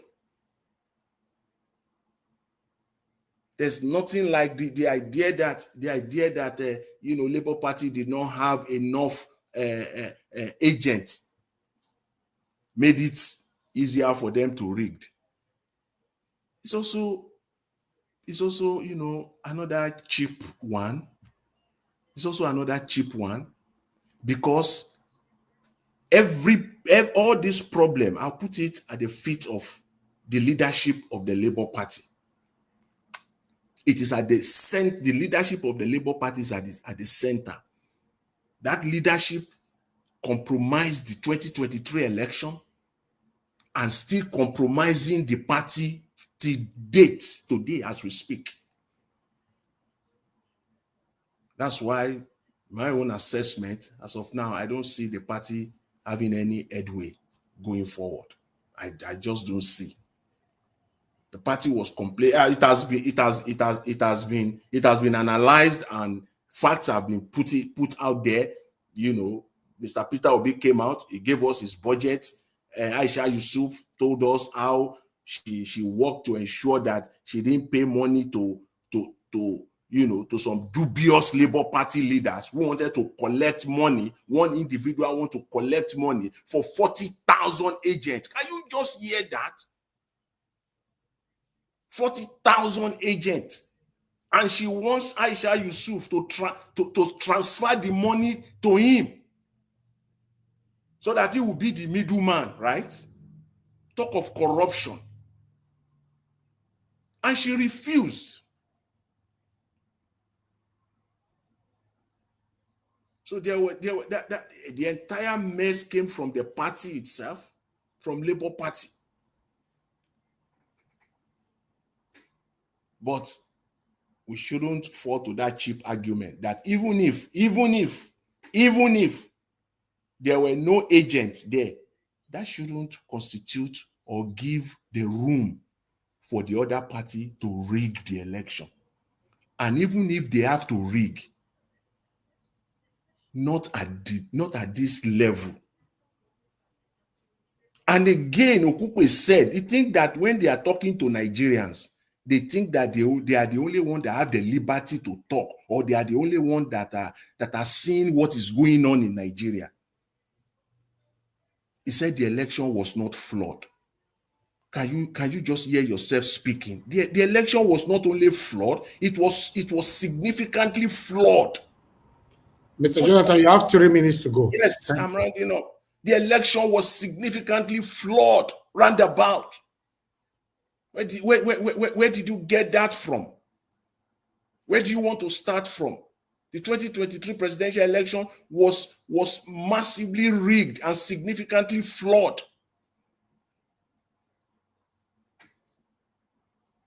So we should not deceive ourselves. Mr. Okupe, we know what is happening in Nigeria. But at the end of it all, I will just profile solutions. I will not say all of this without profiling solutions. Going forward, 2027, if there will be any elections in Nigeria at all, there must be an electoral reform. Or at the center of it must be that INEC will not have the power to declare who the winner of an election. It is the Nigerian people. Nigerian people. Elections must be counted at the polling unit. And whatever happens at the polling unit is final. Nothing is going to local government. Nothing is, even if it goes there, it is for reference and for record purposes. Local government to state government, and then there will be one man appointed again by the president, the resident electoral commissioner of each state, that will now announce whatever he wants. It shouldn't be so. Whatever the Nigerian people decides at each polling unit goes straight to the central, and each and every Nigerian, they are seeing it and they are counting it. That is the only way. And for any political parties and politicians juggling around for 2027 without being mindful of this central issue of the electoral laws in Nigeria, you are not only crooked, you are criminal. Mr. Elvis, I will leave it there. Thank you. Thanks for everyone. I appreciate it. All right. Thank you very much, Mr. Jonathan. I appreciate you. Thank you for your submission. Thank you, Madam Patricia, earlier on for your submission as well. I was not right here, but I was listening. I appreciate you. I appreciate every one of you. My God, I will bless you. Now, Mr. Jonathan, you say you know why you're talking about Gigi because you think it's irrelevant, right? I know, not rigging. I said I don't want to talk about the marriage. The guy who was talking rubbish about women.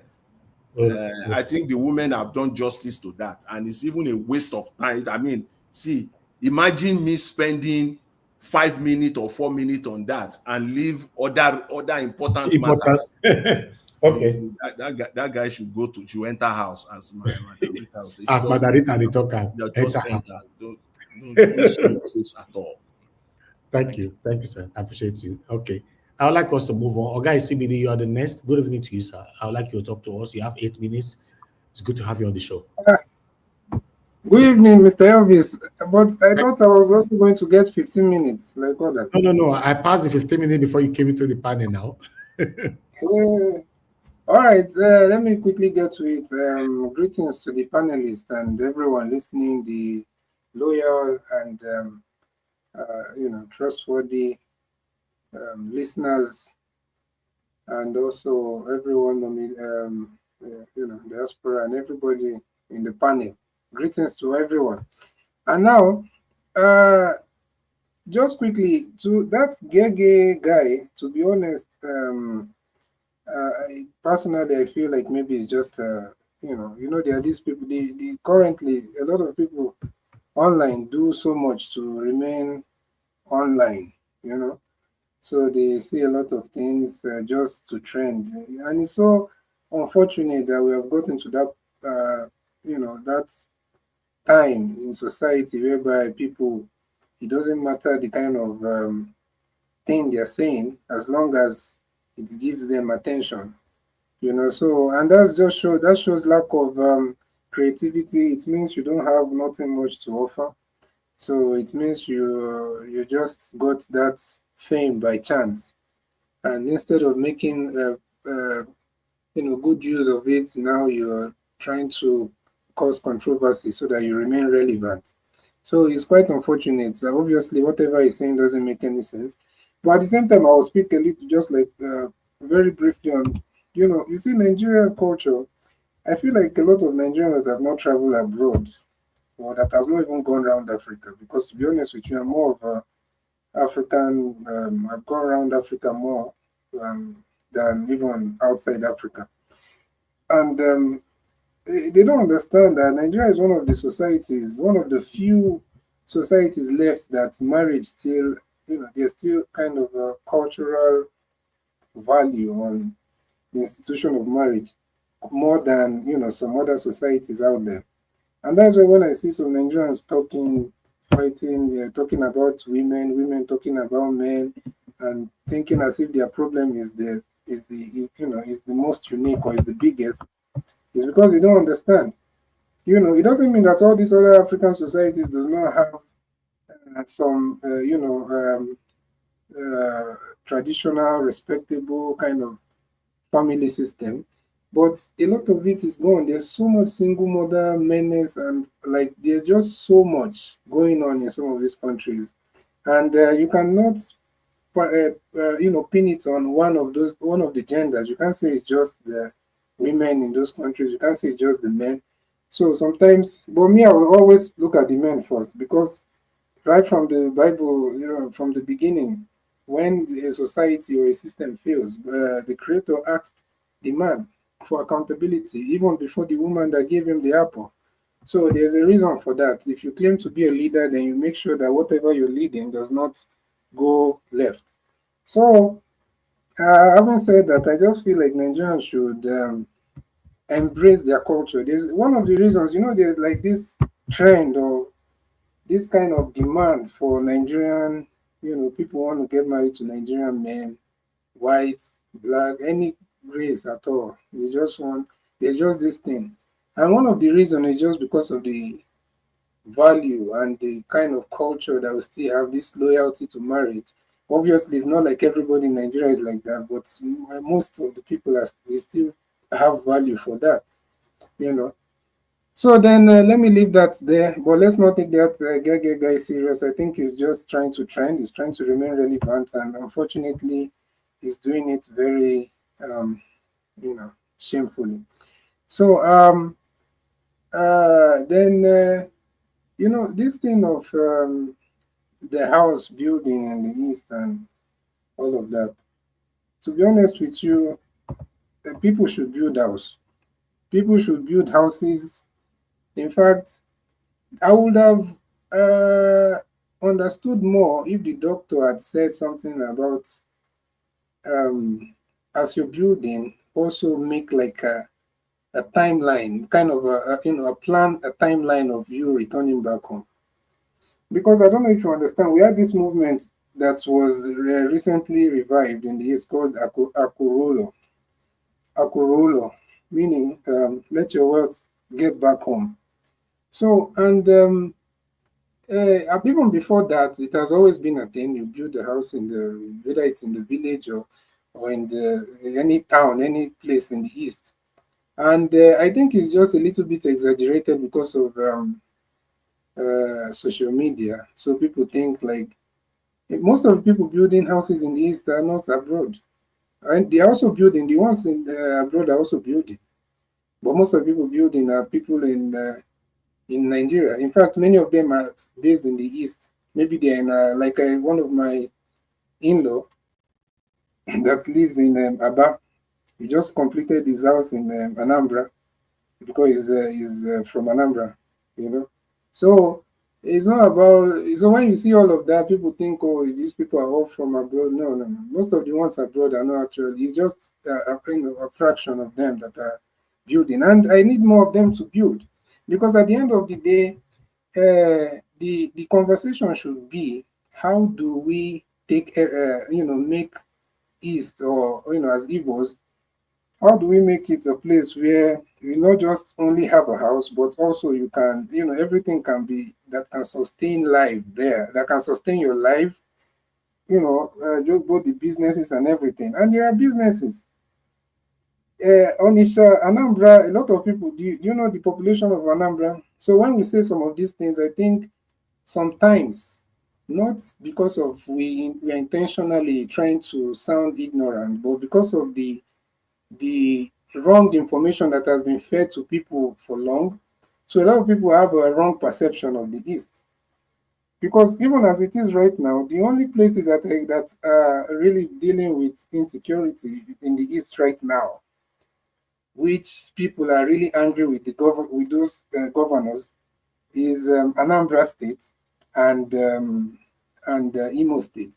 But the Imo State guy is, to be honest, as much as a lot of people would not give him any credit, he has been fighting a lot of insecurity. But the problem is the foundation and the people that he's aligned with, is making people is making everything he's doing to just be like, seem like he's doing nothing. But if you go to Abia State is currently the safest. Enugu State next, then Ebonyi State. Those three states I just mentioned, the insecurity is very low.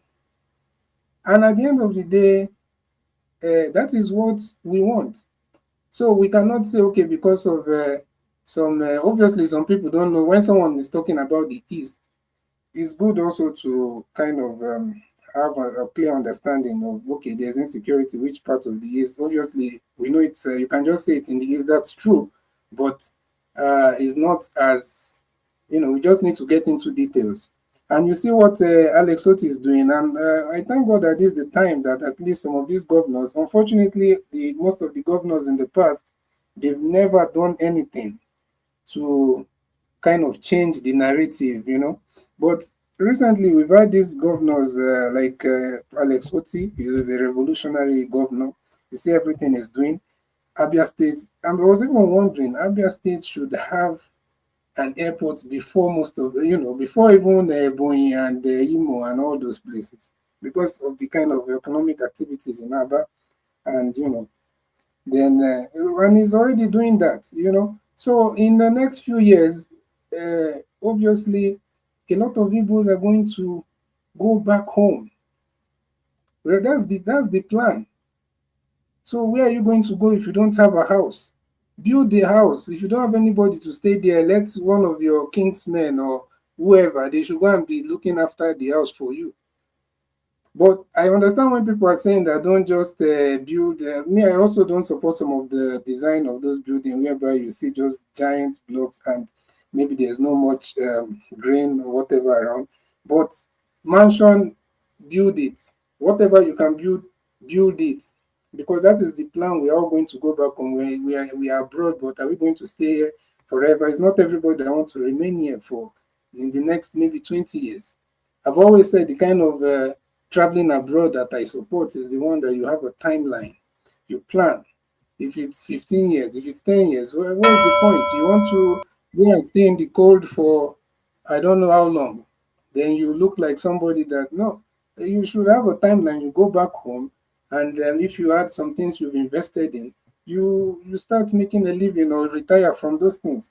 So there's not much time for me to go deeper. Like Madam Rita said, this is a very big topic, and I think it's not just related to the Igbos, but it just seems like the Igbos are always in the front line of any of these conversations.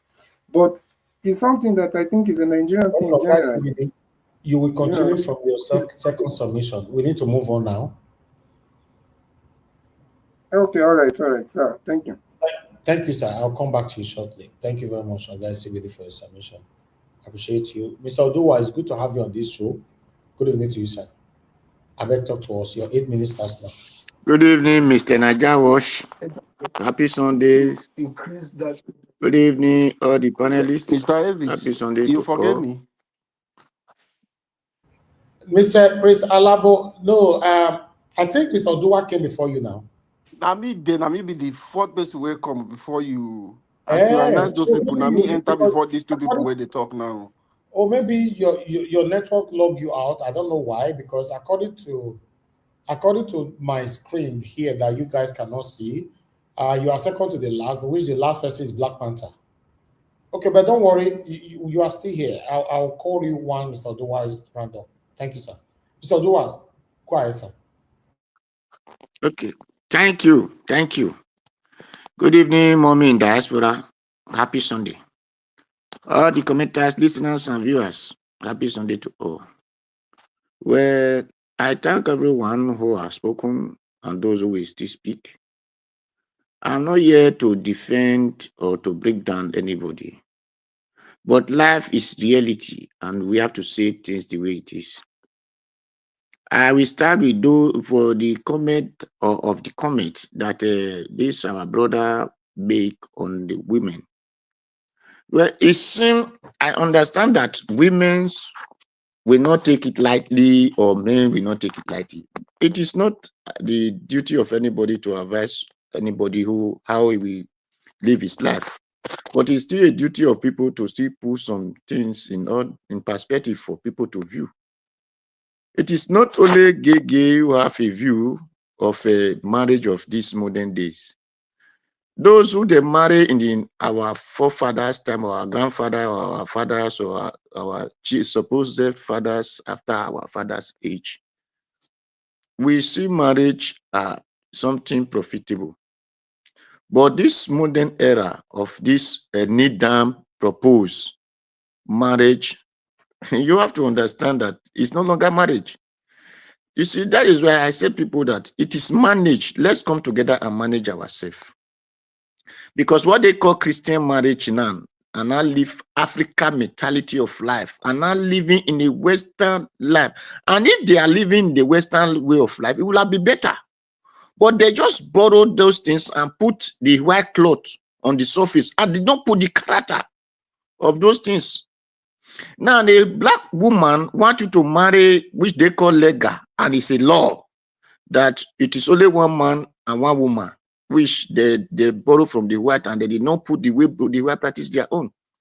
They will put it before you. The woman want you to feed his father, feed his mother, feed his auntie, feed his uncle, feed his children, even his boyfriend that he has, he will be calling his brother. He wants you to feed everybody in his family. Is that marriage? Is that how the white people did their own? Or is that how are they doing it? So when people are saying all these things, and before you know, because of the what they call their law, which that is why I always tell people is lost. What they call law, the woman will not be misbehaving. Then, because he just want to take everything away from the man, want to rape the man. That is why today the white people who even have the law are no longer getting married. Let just tell you that I cannot continue the suffer, or after this thing, after I have labored, then one woman will just come and pack it. The house you built in the name of marriage, then the woman divorce you now, misbehave and divorce you. It will not be bringing another man to come and be enjoying the house, while you will be sleeping in train station. So our people, that is what our people are practicing now. So when people say don't marry, it's not their fault. It is what they are saying. Because money, to make money, despite not too much hard work, but it's still hard work. It depends on how the glory of God come upon you, and how you are able to brave and make things easy for you, and money comes. So, but despite those things, if the spirit of money come to you, you are blessed. If the spirit of money did not come to you, then you are still blessed in the category you find yourself in it. But one woman will come from elsewhere in the name of marriage and come and rip you off of those things. Especially, okay, look at our Nigerian women now, because they believe on this religion, which they call, our brother said they should go and fast for 3 months now. That's 100 days, that's 3 months. These women that will not plan with the man, but if they hear crusade in Kafashan, they want to run there. If they hear crusade in Ethiopia, they will know road to all those things. But let them plan with the man. Let them bring their own money out. No, they don't want to do that with the man. So why would you expect the man to marry? So when people who get married like this, our Madam Patricia or other, our Mama H.O. who get married those times, they can see things different from the way this boy is seeing it. Because their own way of thinking is different. So we should not just put, in every nonsense, there is this sense. A boy in Ghana, we are saying these things that this Gege said. He said it before. He said, there is no need of me getting married. He said, because all stress of life become upon the man. At the end of it, the woman will come and rape you of your property. So what is the need of you getting married? It is not the Gege that started. Many people have the view. Even myself, I have the view of a certain stage that if a woman can take my money and go to crusade in Sokoto, where it's not helping me to plan how we are going to have a factory in the door we live on, did you expect that marriage to be a marriage? No. So I believe on reality, not just criticism. Because before I criticize, I will put the practical before you. So that is for that. Then for the other brother who said that, the doctor who said that the Igbo build house in the villages, well, for me, I doesn't really see anything bad in building house. And the man did not still say about something. He tell you, build the house that you can live in, which is true. Me, I used to say, it is greediness that make person to build big houses. It is greediness, whereby you have other things that you can do with the money that will change life. Let me be sincere here. Those mansions, those people that build those mansions, and there is no electricity in their village, then they start shouting, the government, the government, the government. There is no pipe-borne water. They start shouting the government. But if they come to reality, the way this our brother is saying that, if we are not greedy, let them just build only downstairs. The money that they will use to do the decking and other things, let them put it together. They will have electricity in that village. They will be able to tie their road in that communities. But people will not think it that way. So everybody, in every nonsense, there is still sense in it. So that is for that. It is not bad. For, one thing is we believe on, we want to enrich ourselves. How many days do we have to live to enjoy those things? We cannot enjoy it. We only labor for people that is coming. And those people that is coming, we no longer value those property because they still have their own agenda of their plan in their head. So why are we really destroying ourselves over things? I remember when I watched Ghana president, the new Ghana president, when he was giving something in the, is it not UN? It reminded me of something. He said when he was, I think years ago that Michael Jackson sang one song and said, we are the world and we are the children. To make a better life of this life, it is me and you. So, but we are suffering today. It is because me and you did not want us to make a better life. That is the truth way of life. So let us not just see only negative in things. Like our Madam Rita says something, that if we are still thinking of our forefather, that we will have not be having internet today. No, these are why at times I will talk to people when they say education. I do not like use. I did not hate education. I did not hate those who talk English. But at times, the way we see things, see our forefathers, like we see them like something that we are not good. It's not. It's very awkward and obvious to me, because if our forefather were not thinking well, would they be able to have discover name? They discover, they give to things. Everybody advance every day. Not that in their time they still have their own technology of way of life, so it doesn't make them irrelevant or inferior. So we should not be criticizing or antagonizing them as if they were nothing. They have their own development of life. It is people that discover mirror. It is people that discover cowrings. It is people that do trade by barter. So every stage have its way of change. So that is for that. Like Sowore said that the president were not voted for. It's truth. So we know that we know it. We have been saying it. Yes, but how many people will come out in public and say, no? People will say because law have said it. But the law said it does not make it legitimate. That is what Sowore said. And Sowore did not do RAU. He did not do bad. He said the truth. So let us not. Me, I don't disregard when people bring their opinion. I put it on the table. Yes, if it is good, it's good. If it is not good, okay, it's left for the person. That is why he advised Peter Obi. He said Peter Obi should not worry about criticism, and it's truth. If you want to, put people who their brain has been locked with 10 votes and not, if you want to open it for them, did you think it's going to be easy? No, it will not be easy. So people should still stop antagonizing Sowore. Everybody has their own view. Let us say our view and let us all of us talk.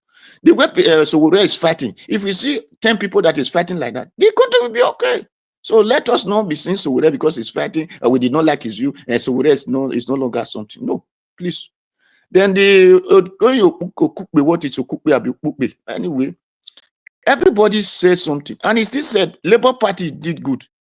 But one thing I want to ask now, people are saying Peter Obi is the threat. On which party? That is what we need to answer. We need to be asking, on which party Peter Obi is going to contest? Because there is no longer party. Labour Party is no party for the next presidency. So on which party? So we should be working out that out. Thank you. God bless you.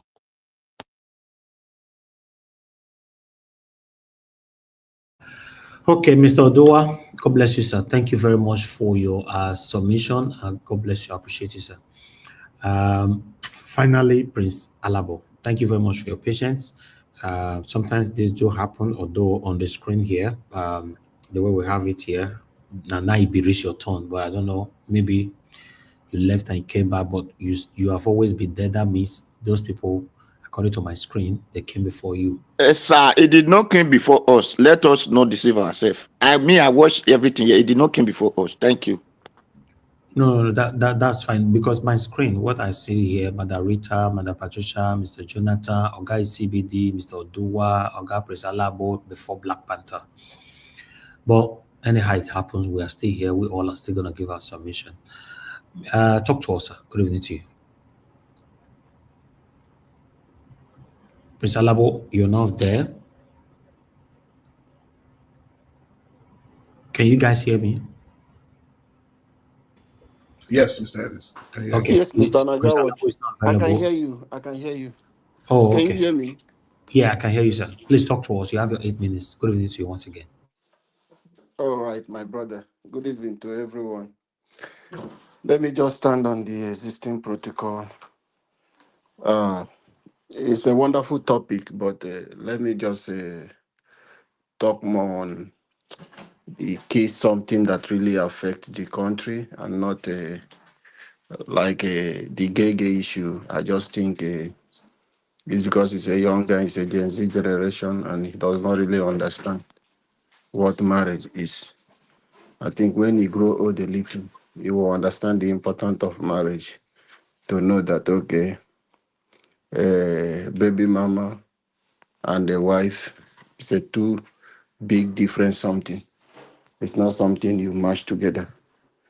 Yeah, let me just go straight. There is this video you played, one analyst, I don't know if that is a Benin TV, was talking about the issue of Felix Moka and Peter Obi, trying to analyze this stuff to say it's just the way Peter Obi was speaking. He wasn't talking as if it's a opposition. That a true opposition should come out and speak and give proper solution.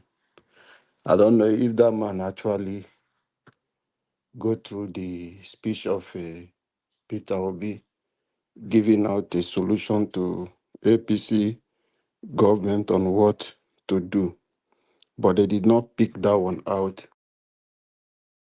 That he picked out from all the comments that Peter Obi made was just to come out to say he's inciting Nigeria against the government, which was a wrong way of them perceiving him.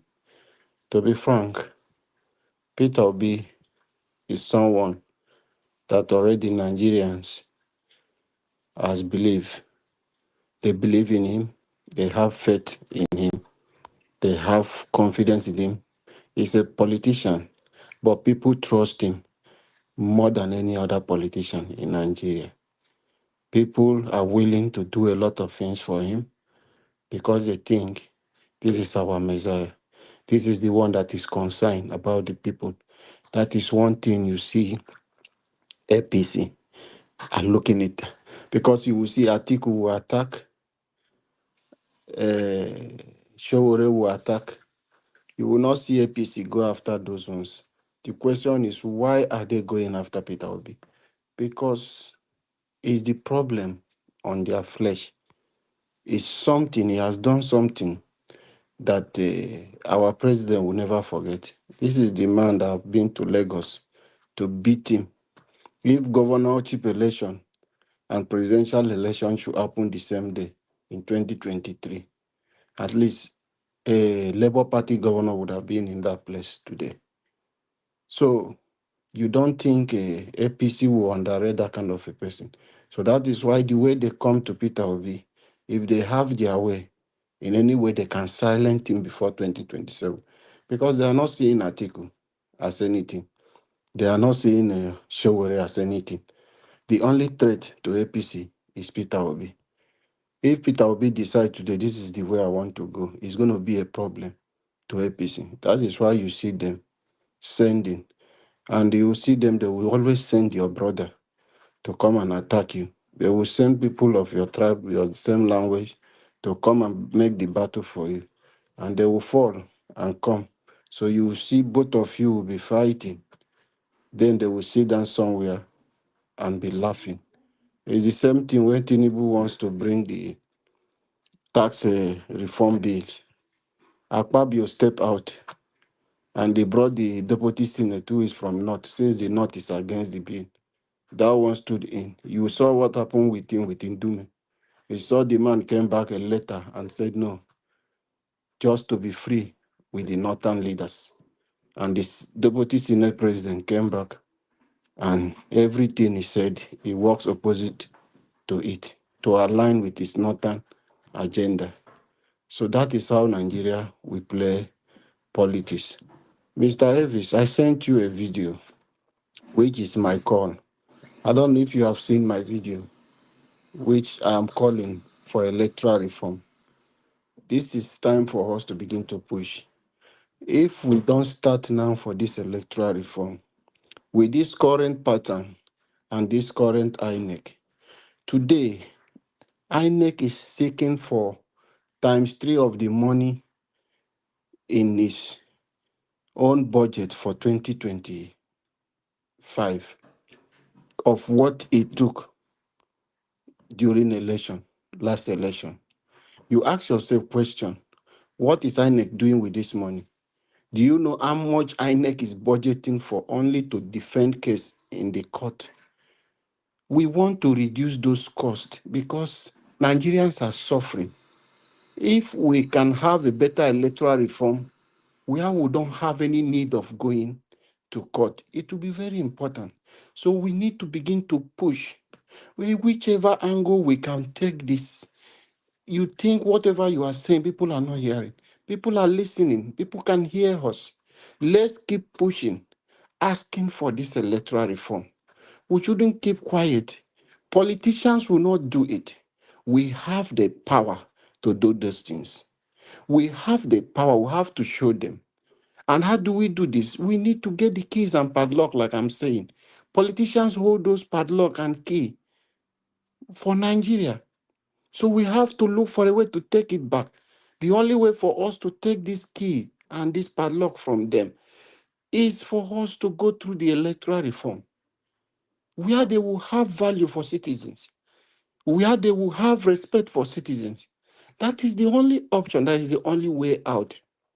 If we don't push for electoral reform, begin on your social media handle, on your WhatsApp page, whichever way group you belong, begin to push this for electoral reform. It's one man that came out and continue on his page, #EndSARS, #EndSARS. The message keep going. He didn't stop. He went far. So you think whatever you are pushing today, if we don't start it today, once it get to 2026, my brother, there is no way those people can do anything again. Are we going to go back to this same way that will go and the judge will begin to sit down and come and decide who will be your governor, decide who will be your House of Rep member, decide who will be your this? Today, you can see a judge coming out today to speak. He has been there. Are they not looking at judges in other countries who are seeing things going wrong and they will gently just resign and let people know this is the kind of thing happening and I don't want to be part of this? Was that judge not in that place when they make the president and say certificate is nothing? Was that judge not in that place when they say Buhari, who does not have a secondary school YF certificate, and then said it does not really matter, he can be a president? Was he not there? Was he not there when all those things come? What do they do? Today, when you want to retire, I want to come out, all of them will be speaking because you want to go. After you have enjoyed the corruption, you are now going out of the system. You want to come and attract people who think that you are a good judge. That all those things is what Wike will sit down, stand on the place and say fake. All those ones are fake. So you can't come to pretend to us now, telling us that Igbo does not have any representative. Have you not been there? You can raise this concern since.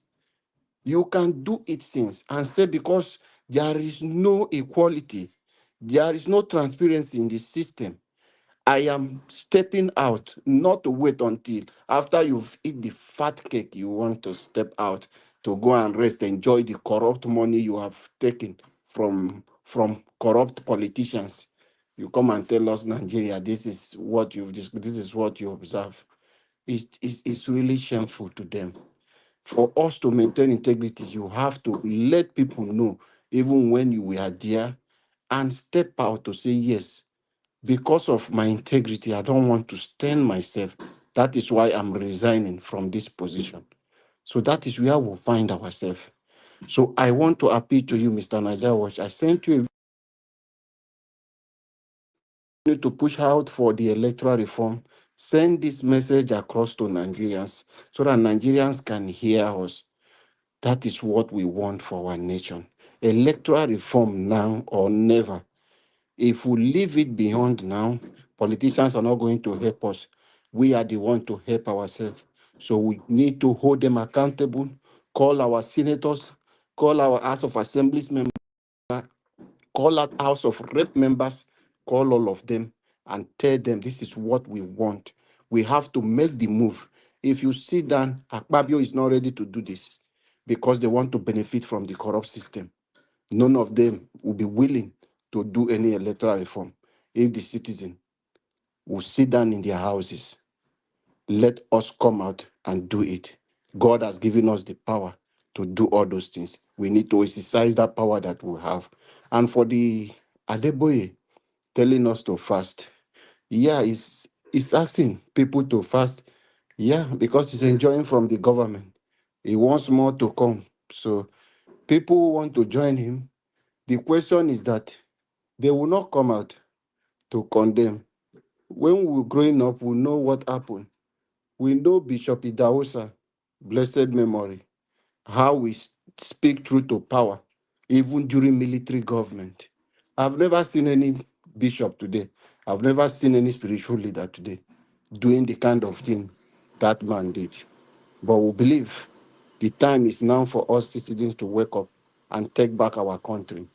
God bless us all, and God bless our great country. Thank you, Mommy Diaspora. Thank you, Niger Watch. I appreciate everyone, my good panelists.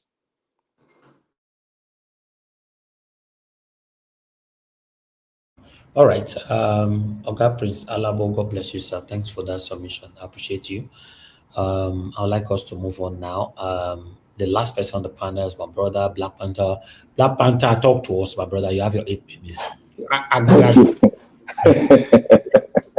Thank you very much. God bless you, bless everything about you, your family, everyone. And mommy, may God increase the grace upon your life and give you good health. And to every one of us, we should keep speaking, keep talking, and we should keep referring back to what we have postulated here, because I can feel it coming back. Because people thought when the word came, they were looking at the word as if the word was mere thing, but it has come back. I want to thank everyone out there, the commenters. I want to thank you all for doing a great job. I've been watching your comments. Thank you very much. I want to start by saying I want to talk on Gege. You see, when Gege was speaking, I laughed, and I almost I made some talk with my wife when I was at home, but I went out now. So I later realized that everything that Gege is talking about, people look at it as stupid, but it has started happening in Nigeria already. Don't we feel so? Don't we think it? It has started happening. It has started happening. What Gege is saying has already started. Like Madarita will say, the world is revolving. Yes, it's revolving, and even marriage is revolving too. The Gen Z you see now, they don't know anything about the culture, because your culture will bring you up first. You have a contact with your culture first before contact with anything else. But now, I'm saying here that it has started happening. How are we going to stop it? What are we going to say to make it stop? How are we going to guide the people coming up in order not to go into it? Because marriage is a sacred institution we God has set aside. That is why it is optional. It's either you go in or you go out. You see, sometimes I said one thing, I said the marriage institution is being attacked. Yes, it's being attacked. These are products of what they have learned from what you have in the internet. These are all happening now to our own eyes. We should not shy away from it. What we should be tackling is what is going to be the solution. That is why I make reference to us. Our culture, we should not allow it to go from us. Neither should we allow it to go from our kids. Because it makes us upright. That is why you see a lot of people out there, they want to get married to Nigerian men. Nigerian men are not saints. They are not the best in the world. But there's something they see in them, which sometimes even our men and women in Nigeria does not really value. let's call a spade a spade. Something is happening. We have to use our eyes. In every stupid talk, there is always an atom of sense inside. And he did not bring that from his head. He saw it before he processed it with his brain and now brought it out. It might look stupid. But there's one thing I see there. One topic I see in his talk. Why is it that, and this topic is like this, and the question goes like this: why is it that they've started practicing this? Is it like a culture when a man is very, very wealthy and is married, and when something happens, just like issue happened, the woman will go out and seek for divorce? People will say, oh, it is personal, we don't know what is happening in the divorce. No. Anything that will make you divorce is two things. One, taking outside chick, or the woman going outside, another taking another man, or promiscuity. I forgot the second one, but I know it's two things that will make a woman or a man break up. But I know one of them is promiscuity, and I forgot the other one skipped my memory. You guys might know. But apart from that, why is that reoccurring every time, even in the media space, other countries? It's all occurring, and now it's being practiced by the African people. Those are the kind of questions we should ask. There must be a problem. We are going far from our culture. That is what I see there. But in totality, what I see there is that we should try as much as possible not to go far from our culture, because our culture nurtures us very well. Anything that does not conform with our culture, we can prune our culture too, so that we don't have anything that, like when you marry, some men want to marry more than two. This is a choice, but we should not practice it because economically it's no longer viable. So that is what I see there. So everything that is saying, I'm not saying you should practice, but it has started happening. What is the solution? That is what we should be thinking. I don't like people attacking when it comes to all those families, you are attacking. No, what is said has already started happening. What is going to be the solution? What is your preferred solution to it? That is the question we should be asking ourselves. And that question is left for individuals. But my own suggestion is that we should not go far from our culture, because that proves up our children very well. They not become what is happening outside of the atmosphere of Africa. That is one thing I just want us to note there. And that is why I pick out from there. And I pick out questions, and I saw it is already happening. Now I want to go to the building of home. Whether like what I didn't listen to it, but I catch some things out of it. You see, I look at it from another angle. I look at it from the angle of Oga Jonathan. But that on the part of Oga Jonathan, it is fear. I understand it. It is fear. So boiled down to fear. After you might have left the world, how would they treat your children in that space of property, whatever? We know how it is in Africa. But on the other hand, we should take notice of one thing. How do we bring up our children? Do we take them home every year so that they can get acquainted with the culture too? Those are the kind of things we should also look to. How do we bring up our children? We should also look into that. But I am not of the opinion that you should not build a home that you want to live in. It's a matter of choice. And I want to see this from different perspectives, cultural perspective.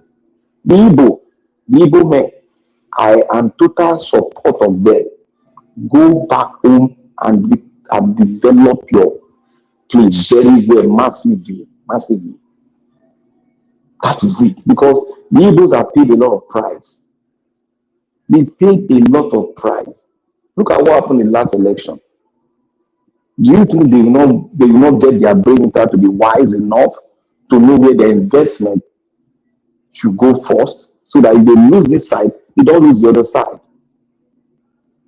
Properties are investment. And also, there are things that you can hand over to the next generation. So looking at the fear, we should put the fear aside and look at it holistically. Let's cover that side and look at it holistically. The Igbos need to develop their land. Likewise, every other people. You need to find a way to develop your land. You cannot continue because the way the Nigerian is structured today, we should be very wise. We should go and ask our parents who are above 70, 75, 80, and let them talk to us. Because the Nigerian space, they live in it more than us. We need to develop our home. Benin was really not during about 20 years ago. Benin was not like what it is today. It was the people that were traveling out that developed it.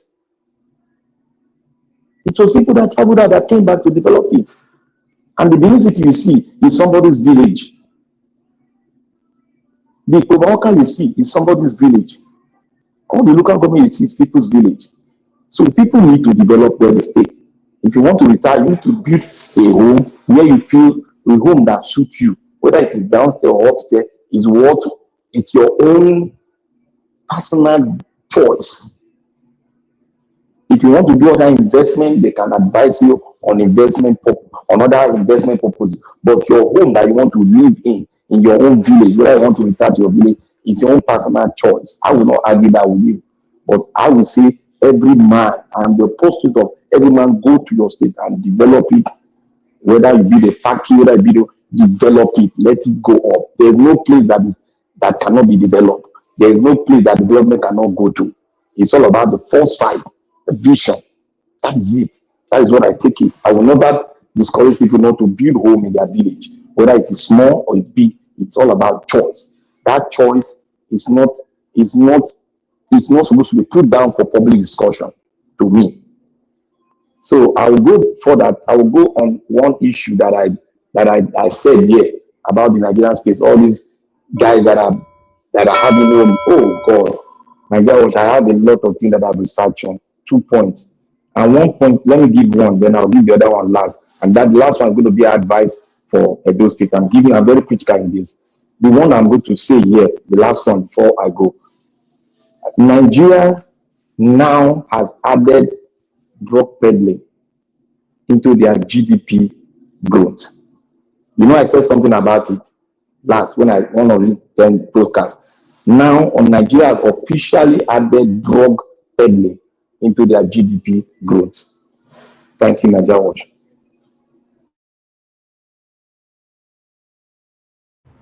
All right. Thank you, my brother Black Panther. You. I appreciate every one of you right there. And God bless you now. We need to have our final submission so we can round up. Thank you very much for your time. 3 hours already clock as already. Make we start with Madarita again. Madarita, you're there. So let's do a quick 4 minutes. So that Thank you very much. Thank you very much. I want to make a confession. I was very happy when that bell rang while Black Panther was talking, because a lot of things he was saying, I do not agree with them. I do not. Anyways, back to Mr. Odua. I think he got the wrong impression when I said, we have to evolve from, what our forefathers were doing. Like, if we were still stuck with what our forefathers were doing, we'll probably not see the internet today. He probably misunderstood me. I never said that we should discard. Madam Rita, you said you did not agree with a lot of the comments from Black Panther. Yes, Black Panther. And that's a topic for another day, because it will take. Oh, you didn't mention even one now. Mr. Jonathan, I should mention one. Okay, go on now. Let's hear. Mr. Elvis, okay, I'll mention one, maybe two. Mr. Black Panther said, perhaps, it is not every. Okay, he kept mentioning culture and tradition. You see, those words they're being used so carelessly, and there's a reason why I say so. Who is the custodian of culture and tradition in the nuclear family?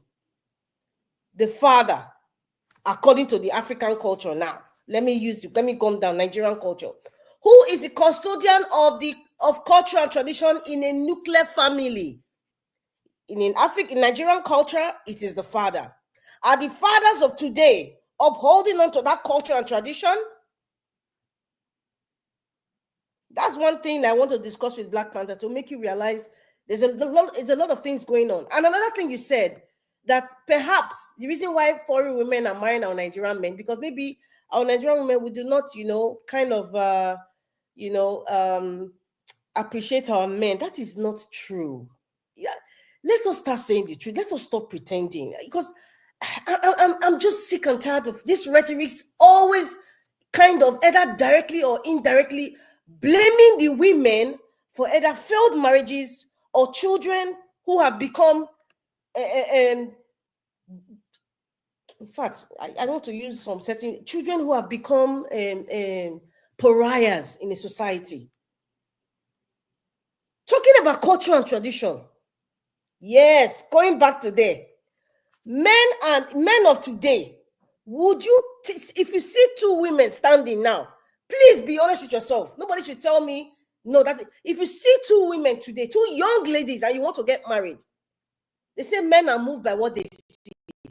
If one woman is carrying a low cut, her hair is not jerry coiled, she's just using her woolen hair that God gave her, and you see another lady who has probably done some plastic surgery, or possibly wearing some hair extensions on her hair, the man will be moved by the woman wearing extensions on her hair. The man will look at the other woman and, oh, she's bush. She's tying boba and wrapper, or she's tying wrapper on her chest, or, she's not smelling nice enough. You men will pick trophy wives. I repeat, you men will always pick trophy wives. I'm not saying all men. 80% of men will pick trophy wives. There's something Black Panther also said, and I was surprised you said that.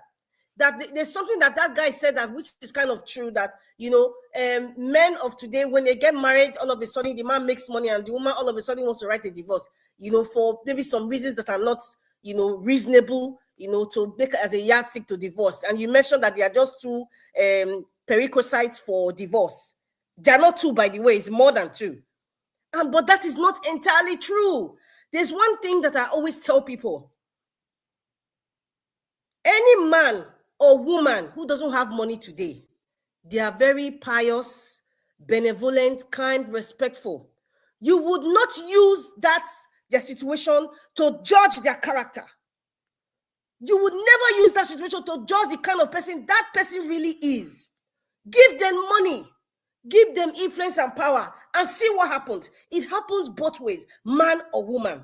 There are cases where a couples will struggle together, they build together, and when the man all of a sudden, he sees that he's making more, he will go and look for a trophy girlfriend or a trophy wife, or abandon the woman, or give reasons why he has to get the trophy girlfriend. Many men, especially our footballers, our sportsmen, many of them, why is it that it's always beauty queens they get married to? Majority of them, very, very few of them stick with the girl that was with them from day one. Very, very few. Very, very few. They end up with trophy wives. That is the culture. We've seen it. That is why I say, let us be truthful to ourselves. When you marry a woman because of what you see, because you guys are claiming that you are moved by what you see. I'm using what the men usually say now. And you see a beauty queen. I'm not saying the beauty queen is bad, or you see somebody who is an entrepreneur, or she's look a certain way, because it's a recurrence of when we see our sportsmen. I'm using sportsmen as an example. It's a recurrence. Even wealthy men, it's a recurrence. They get trophy wives because they need to keep a certain standard. It is not about is that woman, is that woman matching your ideology? Would that woman understand how you suffer to get it? To get the wealth? Does that woman understand? But you pick a trophy wife, and down the line, this trophy wife has children. She understands where your wealth is going to. She understands her rights because she's triple exposed because of your wealth. She knows her stance, and then she will divorce you, and she knows what she's going to take from you. Then this same man, I repeat, this same man who picked these trophy wives come out to shout that, can you imagine, I built this woman to what she is today. She's using the children now to fight against me. She has taken 80% of my wealth. Daddy. Hello. I can say from what I've seen on social media, and a lot of people have seen personally, that the tribe that I've seen that's actually marrying foreign women, or let me use the word trophy wives now, are the Igbos, and they actually stay together because the women understand and the men know how to be men. I'm not saying other child don't know how to be men, no. But Mr. Alvin, this is unfair to click the bell on me because I needed to really speak about other stuff. But if you want to cut me out now, that's fine. Mr. Jonathan, are you caused this one? Oh, thank you. Waiting there unfair. You don't use your time. You say unfair. It's unfair now. You don't use your time finish now. It's time they thank you now. Black Panther, how you go respond now? Now you be the I not go respond because Madam Rita not be match me for this matter. Not be match me. This topic Madam Rita not be match me with anything for this matter. When I say culture, it's very big. What this one you talk is very minor. This one you talk now minor thing. On this topic. Okay. Thank you. When it gets to your time, you can utilize it. Okay, Jonathan, you have your 4 minutes, sir. Thank you. Thank you, Mr. Elvis. Thank you very much. I think, Madam Rita, you really went on the jugular on Mr. Black Panther. And Mr. Black Panther has been kind enough to say he's not going to respond. I think that's also a brilliant. That was a good decision. That was a good one. That was also a very good good one decision. too. Yeah.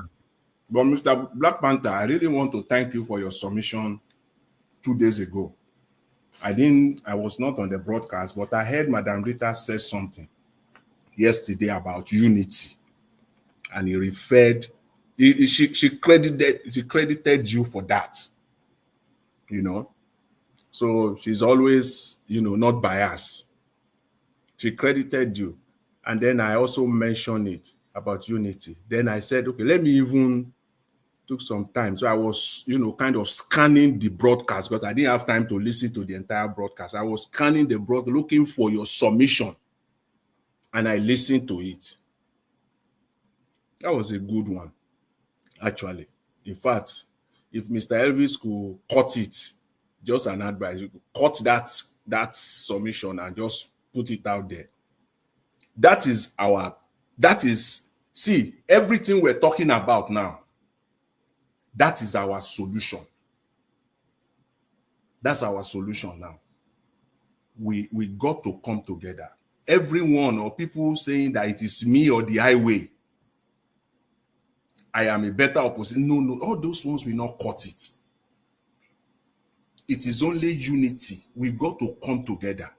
Whether you are Sowore, whether you are the SDP guy, the SDP party or whatever, Mr. Pitt, they got to come together.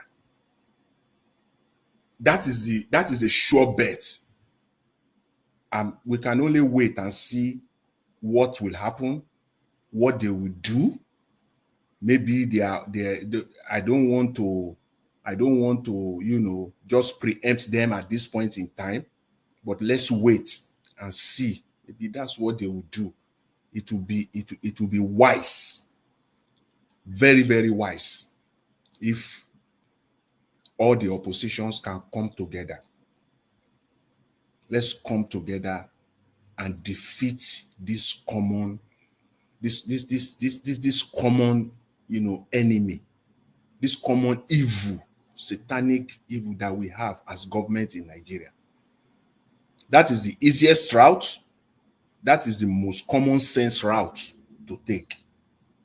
Any other route, as I said, will be crooked. In fact, it will be criminal to go into any election in 2027 without any of these things happening. Electoral reform coming together without one or all of them happening. You must be something else. You must be, I don't know, you must be something else. Perhaps worse than what we even have now in Nigeria. Because how you want to achieve it, I don't understand. And our problem is is huge in Nigeria. Where do we want to start from? At the end of the day, maybe, let me preempt politicians here, maybe you are thinking the court is there. They will rig it, and then which court? Are you okay? I have to ask you politicians this question this moment. the normal Nigerian questions when they are stunned or when they are surprised. Are you okay? Which judiciary? The judiciary that will claim, the Supreme Court that will claim that they are a court of public opinion, but they will not agree, a court of public policy, but they will not listen to public opinion. Then you are an autocratic institution. You are an autocratic body. If you are a court of public policy, then you should be, to a very large extent, you must be influenced and be open, susceptible to public influence as well. If you are not, then you are an autocratic institution. And as it stands right now, it is more or less an autocratic institution. And this is the institution you want to rely on come 2027. So the electoral reform is undebatable. Unity is undebatable. If we are going to move ahead in that country. Mr. Elvis, I will leave it there. Thank you very much. Thanks to everyone. Thank you, Mr. Jonathan. Thank you. I agree with you 100%. I said this just yesterday here, that me preparing for 2027 when the same Mahmoud Yakubu, who put paper for our eye, is still the INEC chairman. I'm not ready for that. Anyway, okay, CBD, sir. Please, your 4 minutes starts now. Okay, thank you so much. When Madam Rita said something about men looking for a trophy wife and also going for superficial things and crying at the same time. You see, that's why we have to be truthful to ourselves and not make this thing a thing of it's the fault of women or the fault of men or something like that. Because if we are being honest, a lot of men, if a man can save himself or can, bring himself out of falling for his lust, he's going to save himself a lot of problems. Because to be honest with you, the same thing with a woman. The problem is that people, when they see all these signs, they, for some reason, think they can solve it in the future, that they should just enter these things and somehow. Then when the thing comes back to bite them, they start crying that, oh, I did this for you and that and that. But if they are to tell you honestly, if they are to be sincere, though, you discover that they actually saw all these problems even before they entered. But because of they wanted to bypass, or maybe the desire was so high, or somebody was blindly in love, then they start crying later on. So we have to be accountable. We have to be accountable. As a man, you cannot be saying you want a good, woman and all that, and you saw the signs from the beginning and you didn't do anything. And for the government, for change that we are looking for, unfortunately, the satanic politicians that have been responsible for all these things we are going through in that country, they have kind of played a very strong game on the people by, using tribalism, religion to kind of shield themselves. So they keep on doing, they are the ones pushing out these tribal rhetorics. They are the ones pushing it out. When it's someone like Wike, tomorrow now, maybe when they hook him in the neck, he will come out and say he's an Igbo man. But while he's jumping into them with their, whatever, he will say, no, in fact, it's from somewhere else. It doesn't. So it's just the same thing. Even Rotimi Amechi that came out the last time and said he's an Igbo man, the previous time he said he was not. So you see, this is the problem that we are having with these people using tribe. Not just then when you look at the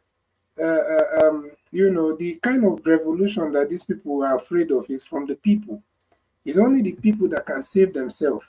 But they've also divided the people so much that even in this coming 2027, we'll be here and we'll see how another brand of Emilokon or another, whether that one now will be Hausa, or maybe, you never know which people will be claiming that they are the one. Because the politicians use these things to keep themselves in power. Because they know the corrupt ones, the corrupt politicians. Because they know that they don't have any arguments based on their their performance. Like Peter Obi is always telling them, let your work speak for you. But unfortunately, Peter Obi is playing reasonable, sensible, proper politics with vampires and with people that don't care about any of that. Is to them the only thing they want is power, and they want to do anything to get it. So unfortunately, the thing for us to come out of all these things, we have to first start educating our people on how they are being used. And unfortunately, there are a lot of people that are not, educated, that cannot, but we can spread the message. If you tell your grandparents, if you tell your neighbors or whatever, if you start giving these people, information, then they'll understand some of these things.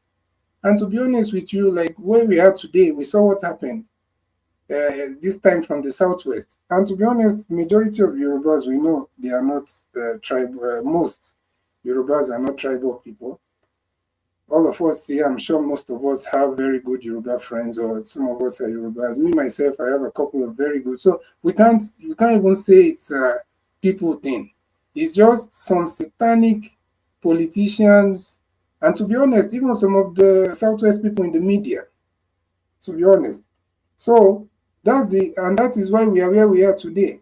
So, and unfortunately, until we address the issue of divide and rule, tribalism, and all that, I don't think we are going to go anywhere. Because once we rise up, they will bring a counter protesters that will say, "Oh, you people don't want our son. You don't want ours. You want your own son." So all of a sudden, everybody has forgotten their problem. Then, when they have succeeded, 2 years later, everybody start crying. Being power, all those things. And meanwhile, they forgot that they all took money, they all, pushed the tribal narrative out there, or religious narrative, or whatever. So that was just the thing. And to just round up on that issue of, people, yeah, I support that, people are kind of looking at it, we shouldn't have. Hey, Mr. Ranjao, this your bell. Once it rings, I think sometimes the thing just disappears from somebody's mind. But it's okay. I think I've made my points clear. Thank you. You say once it ring, everything that disappear. Mr. This is your recent 2025 rule there.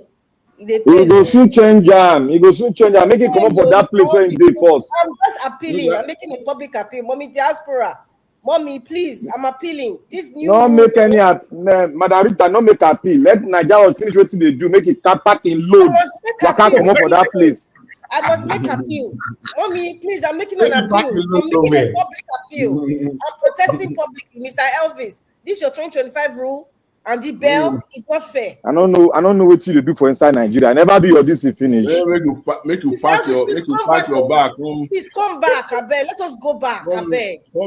Come back to Prince Charles, I beg. Please. Abio, no go to use solar to disturb us yesterday. Ping, ping, ping every second. Ping, ping, ping.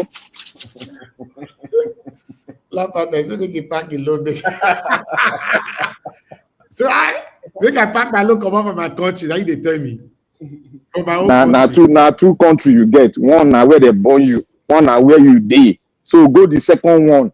I beg, come over that place. Yo, wahala to Ragbiri that you really be for this stuff. Now, Madarita, they say you want to give public appeal. Which can come with public appeal again now, Madarita? Yeah. With the try now, no see. Today I think Nigeria is changing you, kind of, because you are becoming very harsh now these days. Madarita, I give you 15 minutes to take talk. You say I dey harsh. I know why Nigeria changed the law. I know why. That is first comers. Mr. Elvis, I beg, do what they do, go back so that you can come back to where our level is. I beg. You don't dey too harsh. Immediately Nigeria was enter that Benin. When he come back to Lagos, he cannot change. Sorry, he just change. You don't know, say na police bring me up. I read your voice well. You don't know. But because constant concern Benin concern well to the top now. Okay, you go know when you give your final delivery. before you come out for that place where you dey. Pack your load, your luggage. Go London, go stay there, abeg. I pack my load, go Mr. Jonathan side. Yes, pack your load. Jonathan go soon acquire their place now. Leave am, go It to will be become very, American very now. nice. What are you saying, Black Panther? You're going to It's going to be the 54th state of America. Don't worry. That one, forget that one. See, We've already concluded the bridge now in Dakota that leads to your place now. I beg. That one no go happen. You people, you have fires. Canada that is helping you now. Don't worry. We'll stop all the money and defense we are giving you people. That thing make me angry. That statement. You know how angry I have been. Now that one I make me like Donald Trump from that day we make that statement. I can't love that, man. We'll continue that one tomorrow. No worry. Thank you. We'll talk about Donald Trump tomorrow. Before we go change and say Canada, and so Canada do this one, America do this one. Let's call on. We go acquire land. They no get choice. Oga Prince Alabo, please, sir, if you're there, your 4 minutes starts now, sir. Thank you. All right. Thank you, everyone. I want to dedicate my 4 minutes by appealing to Nigeria, appealing to Nigerians, appealing to everyone, home and abroad. Please, let's push for electoral reform. Is it the same INEC system, electoral system, you want to hope to go out for 2027? The people of Anambra State, Governor Adeleke, you have people in Osun State. Start to push your PDP House of Rep member and senators. Professor Charles Oludu of Anambra, you have an off-cycle election. If, except any of you want to go to worship the presidency before they will forgive your sin and allow you to win election. That is the only way people can win election in Nigeria. The governor of Bayelsa State has to visit Aso Rock before APC turned their back on Timip Receiver. Doye came back to succeed. If he had not done that, cooperate with Wike and the Minister of Petroleum, 3 of them come together, the governor of Bayelsa State would have been somebody that will be crying as an opposition in that state today. Is it the kind of electoral system? Governor Ganduje, former governor of Kaduna State, people call him as alleged Gandola, stood in on those states after the election. He said they are going to Osun State. They are going to Anambra State to take it. And after that, they will go to Oyo State. They want to make the whole of a Southwest APC. They are not saying it because the people want APC. They are saying it because they control the institution. The problem we are having today in Nigeria is because our institutions are weak and they are corrupt. So every governor, every president that comes in, take advantage of that corrupt, of going to prison. So they begin to work. That is why you see police, any government that enter, they forget that they are for the people of Nigeria. Everyone will move away and begin to work for politicians because they are corrupt. If they are not corrupt, they will stand and say, no, institution, doubt that the people in the institution are much more than the people. But because the institution are strong, so people respect the institution and the people respect the law. You cannot stay. You are driving on the road of a UK. You are scared because there is something. Even if there is no camera, you are scared. You don't want to get a point. That is institution working. It's stronger than the people. Not that you are seeing any police vehicle standing, watching you. But because you are aware, you are always conscious of the institution and the consequences you will get. Because our institution have failed. It's not working. And how do we get this if we don't move for the electoral reform? If you can reach these two governors that the electoral, the off-cycle election is going for them, watch well. Any VIPs is telling you they want to take, they will take because the right result, not what you did at the polling unit. That is why we have to move out now for electoral reform. Begin to use your social media handle, any platform you can use. Let's continue this preaching. INEC is demanding for money. It's because they are corrupt. The same election, they spend billions of naira. And BVAS, today, judges are telling us BVAS is not a law. IRF is not a law. It's the one that Mahmoud will sit down and use his pen and said, this is the winner. That is the one they will take. So why did Nigeria spend billions? Why did Nigeria spend billions for those electoral equipment?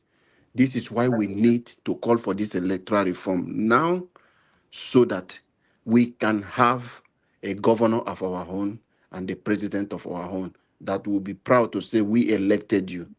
So even if you fail, we should take blame for that. Thank you and God bless everyone. Exactly. I agree with you 100%. Thank you very much, Oga Prince Alabo. God bless you, sir, for joining us today. Okay, Mr. Odowa, if you are there, sir, you have your final submission 4 minutes. Okay, thank you. Thank you, sir. Well, our prince, I really concur to your summit, that in only way I did not concur to all. The one we said that the Ganduje talk about, that is the one I did not concur to. Ogun State, Abiosun State, Anambra State, and all. We know the institution or whatever you people were called, they call it, and the laws or whatever, they are all corrupt because it was not for the people or by the people or with the people. But in other hand, they are not assuring those governors that they are taking the state because of the institution. They are showing those governors because those governors are not working. They are not doing the right thing for the people. Because my Edo people said that there is no one you will put honey, sugar in his mouth and will be spitting it out, or honey in his mouth, he will be spitting it out. No. The truth is, when the people did not work for you, then you will be expecting direction from other service. So let the government work for their people. Just like Enugu State and Abia State now. I believe the next election, nobody will take it from OT, whether they bring entire soldiers of Nigeria to come and conduct the election. The Abia State people will not be so iffy to say they want to put leg here and there. No. According to what we hear by Enugu, they will not be so or so to that extent that another person will be the son to drive them. No. So if the governors on whatever party came on board because of the people and work for the people, there is no presidency or the INEC that will be so hot to that extent in his brain and think other people's brain are not hot like him and said he want to come overall the election. It's only because the people you elect, who, despite the selection, they selected themselves to the office, doesn't work for the people. So let's get that straight. Thank you. But everybody come for unity. That is why I always credo for unity. I credo for unity because it is only unity can make you overcome anything, situation. Even though the call police, the soldier, whatever they call, they are brutal, they can throw tear gas, they can do this and that. It is because the people are not united. When the people unite, when they said one police, they come and bring one van. Let everybody that come to protest ground feed that van. Will the driver see road to drive? No. Let everybody go to that police station. Let everybody go to that court that they are charging people to. Will the judge see a place to enter the court? No. My brother, it is because we lack that unity. We lack the determination to do it. So that is why we are suffering and we are afraid. So thank you. God bless you all. Mr. Odua, please, you know, sorry, just 10 seconds. You know what you've just said now, the last, thank you, thank you. What you've just said now, your last comment, you see, that is what we're lacking. And we can take what happened or what is still happening in South Korea. When the security forces came to arrest the president with all their might of the state, people stood, thousands of people in front of that property. Whether you will go through us to enter this building, it did not happen. After they stayed there for hours, they went, they couldn't enter. That was so profound. So profound, the power of the people, even though they have their own political issues there. But we saw how people stood their ground, that with forces, with helicopter flowing all over the place, police, army, they couldn't enter. Are you going to march through them? Are you going to use, how? It's so you know, we Mr. Odua. We have a lot to learn. Mr. Odua. Yes, sir. Sorry, let me just respond quickly. Quick, yeah. Governor of Ochun State, let me tell you something. It's working. When you are saying OT, only OT will tell you. If he had opportunity, he will know. He knows what is happening. There is a way we see this thing. President Tinubu is a different person entirely in nature. His own way of politics is different thing. Osun State, his cousin is Minister of Blue Economy, waiting. He's coming back to complete his second tenure, not because Adeleke is not working. So when they write the result, not when you are talking to people, you go to do INEC has declared. Yes, 1 day, 2 days, it will end in court and judge will say this person won. That is what APC is doing because the beavers is not bad. So you, the people, they have taken the power from you. There is nothing. If they say they are taking Anambra, whether if you like, they are taking Abia State. That is why you see the House of Rep Deputy Speaker telling you that OT will not return this thing. It's not saying because Abia people want to do. It's because of the institution they are controlling. So let's not write those things out. If all the people rise up, they can't do anything. It's just about the people. Yeah, but if people are scattered and just one voice is here and there, a few voices here and there, obviously they will do whatever. Now, what am I calling for my brother?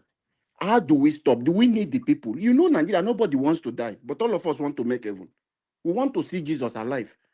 That is what we believe. We want to see God alive. Nobody wants to make that sacrifice. Sir, how do we do to reduce those sir, things? It's very easy. How do we do to reduce those things? Sir, it's very easy. We need to do it. It's very easy. Work for your people. Let me give you an example. Now people are crying hungry. Did you know that before we have what we call government farm, but do we still have it today? So it's very easy to work for your people. That is why I'm saying, if I'm a governor, I will lock many people in prison because I will make my state the best place for people who want to emulate.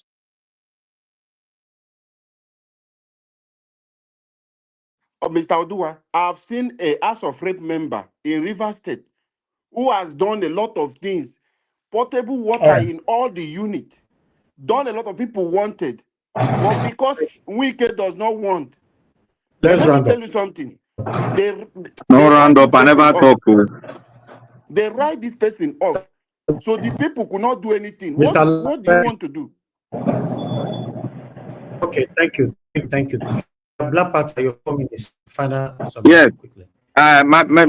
Thank you very much. I will not respond to Madam Rita's word because that topic is very big. We need to understand it very well because when I talk tradition, I know what I'm saying. And I want to say here, my God, Jonathan, I was saying it the other time. I think most of you, I don't think you people heard me, that the Nigerian government, this one is not something that I brought up from my head. Nigerian government have added proceeds from drug into their GDP growth. They've added it into it. And now, I want to speak to the Edo State government. His Excellency, Senator Okpebholo. Am I right? I hope I'm right. Yes, you're right. I want to, am I right? Yeah. Yeah, you're right. Yeah. Okay. I want to advise him that he should stop this rhetoric. He should put everything, down and work for the Edo people. And one of the areas, this is something that he should do if he wants things to go well with the people, because the people is first. And if he wants name to be written on that tabloid, depending on what the court says. If court says proceed, then if he wants his name to be written there, to prove himself, to prove the former government wrong, that we can do it ourselves. I want to give him that advice. He should focus on agriculture. He should focus on security. And two paramount thing, he should focus on road and energy, electricity. I was, trying to research on renewable energy. I came across this. India, this same India that we see every day, they've learned a lot, and they've learned from there a lot of things. They went out, the people, the diaspora, they went back and developed they're developing their country. India is building the world largest renewable energy farm. And this renewable energy farm is 726 square kilometer, big, massive. It's bigger than Singapore. And what did they do? They use solar panel and the wind stuff. And they've already completed the first phase, and the second phase is going to be completed in March next year, 2026. And this renewable energy they built is going to feed 18 million homes in India. 18 million homes. And Edo State is not even up to. And it's not something that you start looking for money, hectare. Edo State has the money to do this. Edo State can have a renewable energy farm that will power the entire Edo State system. And it's not going to cost much as what they are budgeting for other, like all this gas and turbine, all those things, where the government will now start telling you that gas is not available. No, let us tap the resources, the mother nature resources, the sun, the wind. You can do this within 8 months. And I'm speaking to His Excellency. If you do this, Edo State will pick up, and you will see your GDPA increase like never before. If you want this to be done, you have to follow, or you send your mercenary to visit the place in India. I think it's in Kavda. It's in Kavda. They call it Kavda solar plant. It's right in India, the largest in the world. It's about 3 kilowatt, 30 kilowatt, 30,000 or 30 kilowatt. I came across it, and I have to pass it down to the Edo State government. Let us stop this gas turbine. Let us use and tap the resources that Mother Nature has given us. Thank you very much, Madam. Mr. Naija Watch, and get ready to pack your load and go back to your base. Thank you. Mother Nature has given us gas now. Black Panther. We have gas. Okay. Now do the government will stop it. You know how they do their bureaucracy. Okay. Thank you, everyone. I appreciate every one of you. Thank you so much. We come to the end of this broadcast. Almost 4 hours today. I never proposed that, but that's fine. Thank you very much, Madam Rita. I appreciate you and your time with us here. Thank you, Mr. Jonathan. Thank you, Madam Achata Gojomi for your time with us earlier on. Thank you, guys, CBD, for coming in today. Prince Alabo, God bless you, sir. Appreciate you. Black Panther, my brother. Thank you, Mr. Odowa. Thank you, my wonderful people. Appreciate you all. Those of you that called in earlier on, thank you so much, every one of you. Man, I love God is my strength, and many others. Thank you so much. Now, God bless you now. Thank you, my wonderful people. I got a super chat from Didi Anthony earlier on. Now, God bless you. I'm very, very grateful. Thank you very much, everyone. Right there on the comment section. Started with Mother of All, Mommy Diaspora. Thank you very much, Mommy, for all that you do, for being there with us all the time. I appreciate you always. Thank you very much, Stella Imansaredo, Mr. Johnson Emmanuel. Thank you, Abdul Malik. Abdul Malik, we can see right there on the comment section. Love Manduka. Thank you, Golden Neck Record. Thank you, my people. Peggy Modi. Thank you. Now, God will bless you, now, my people. Thank you, Clifford Zibo. Thank you, James Oman. Can see as well. Ajio Deborah once again. God bless you all. Yes, we've come to the end of the broadcast. Madam Stella Masaredo, once again, God bless you all. I appreciate every one of you. I'm gonna go bless you now. Joe Taho, thank you. Joe Taho is asking for more time. Don't worry, we'll give more time tomorrow. We don't close today. Tomorrow we'll continue from there.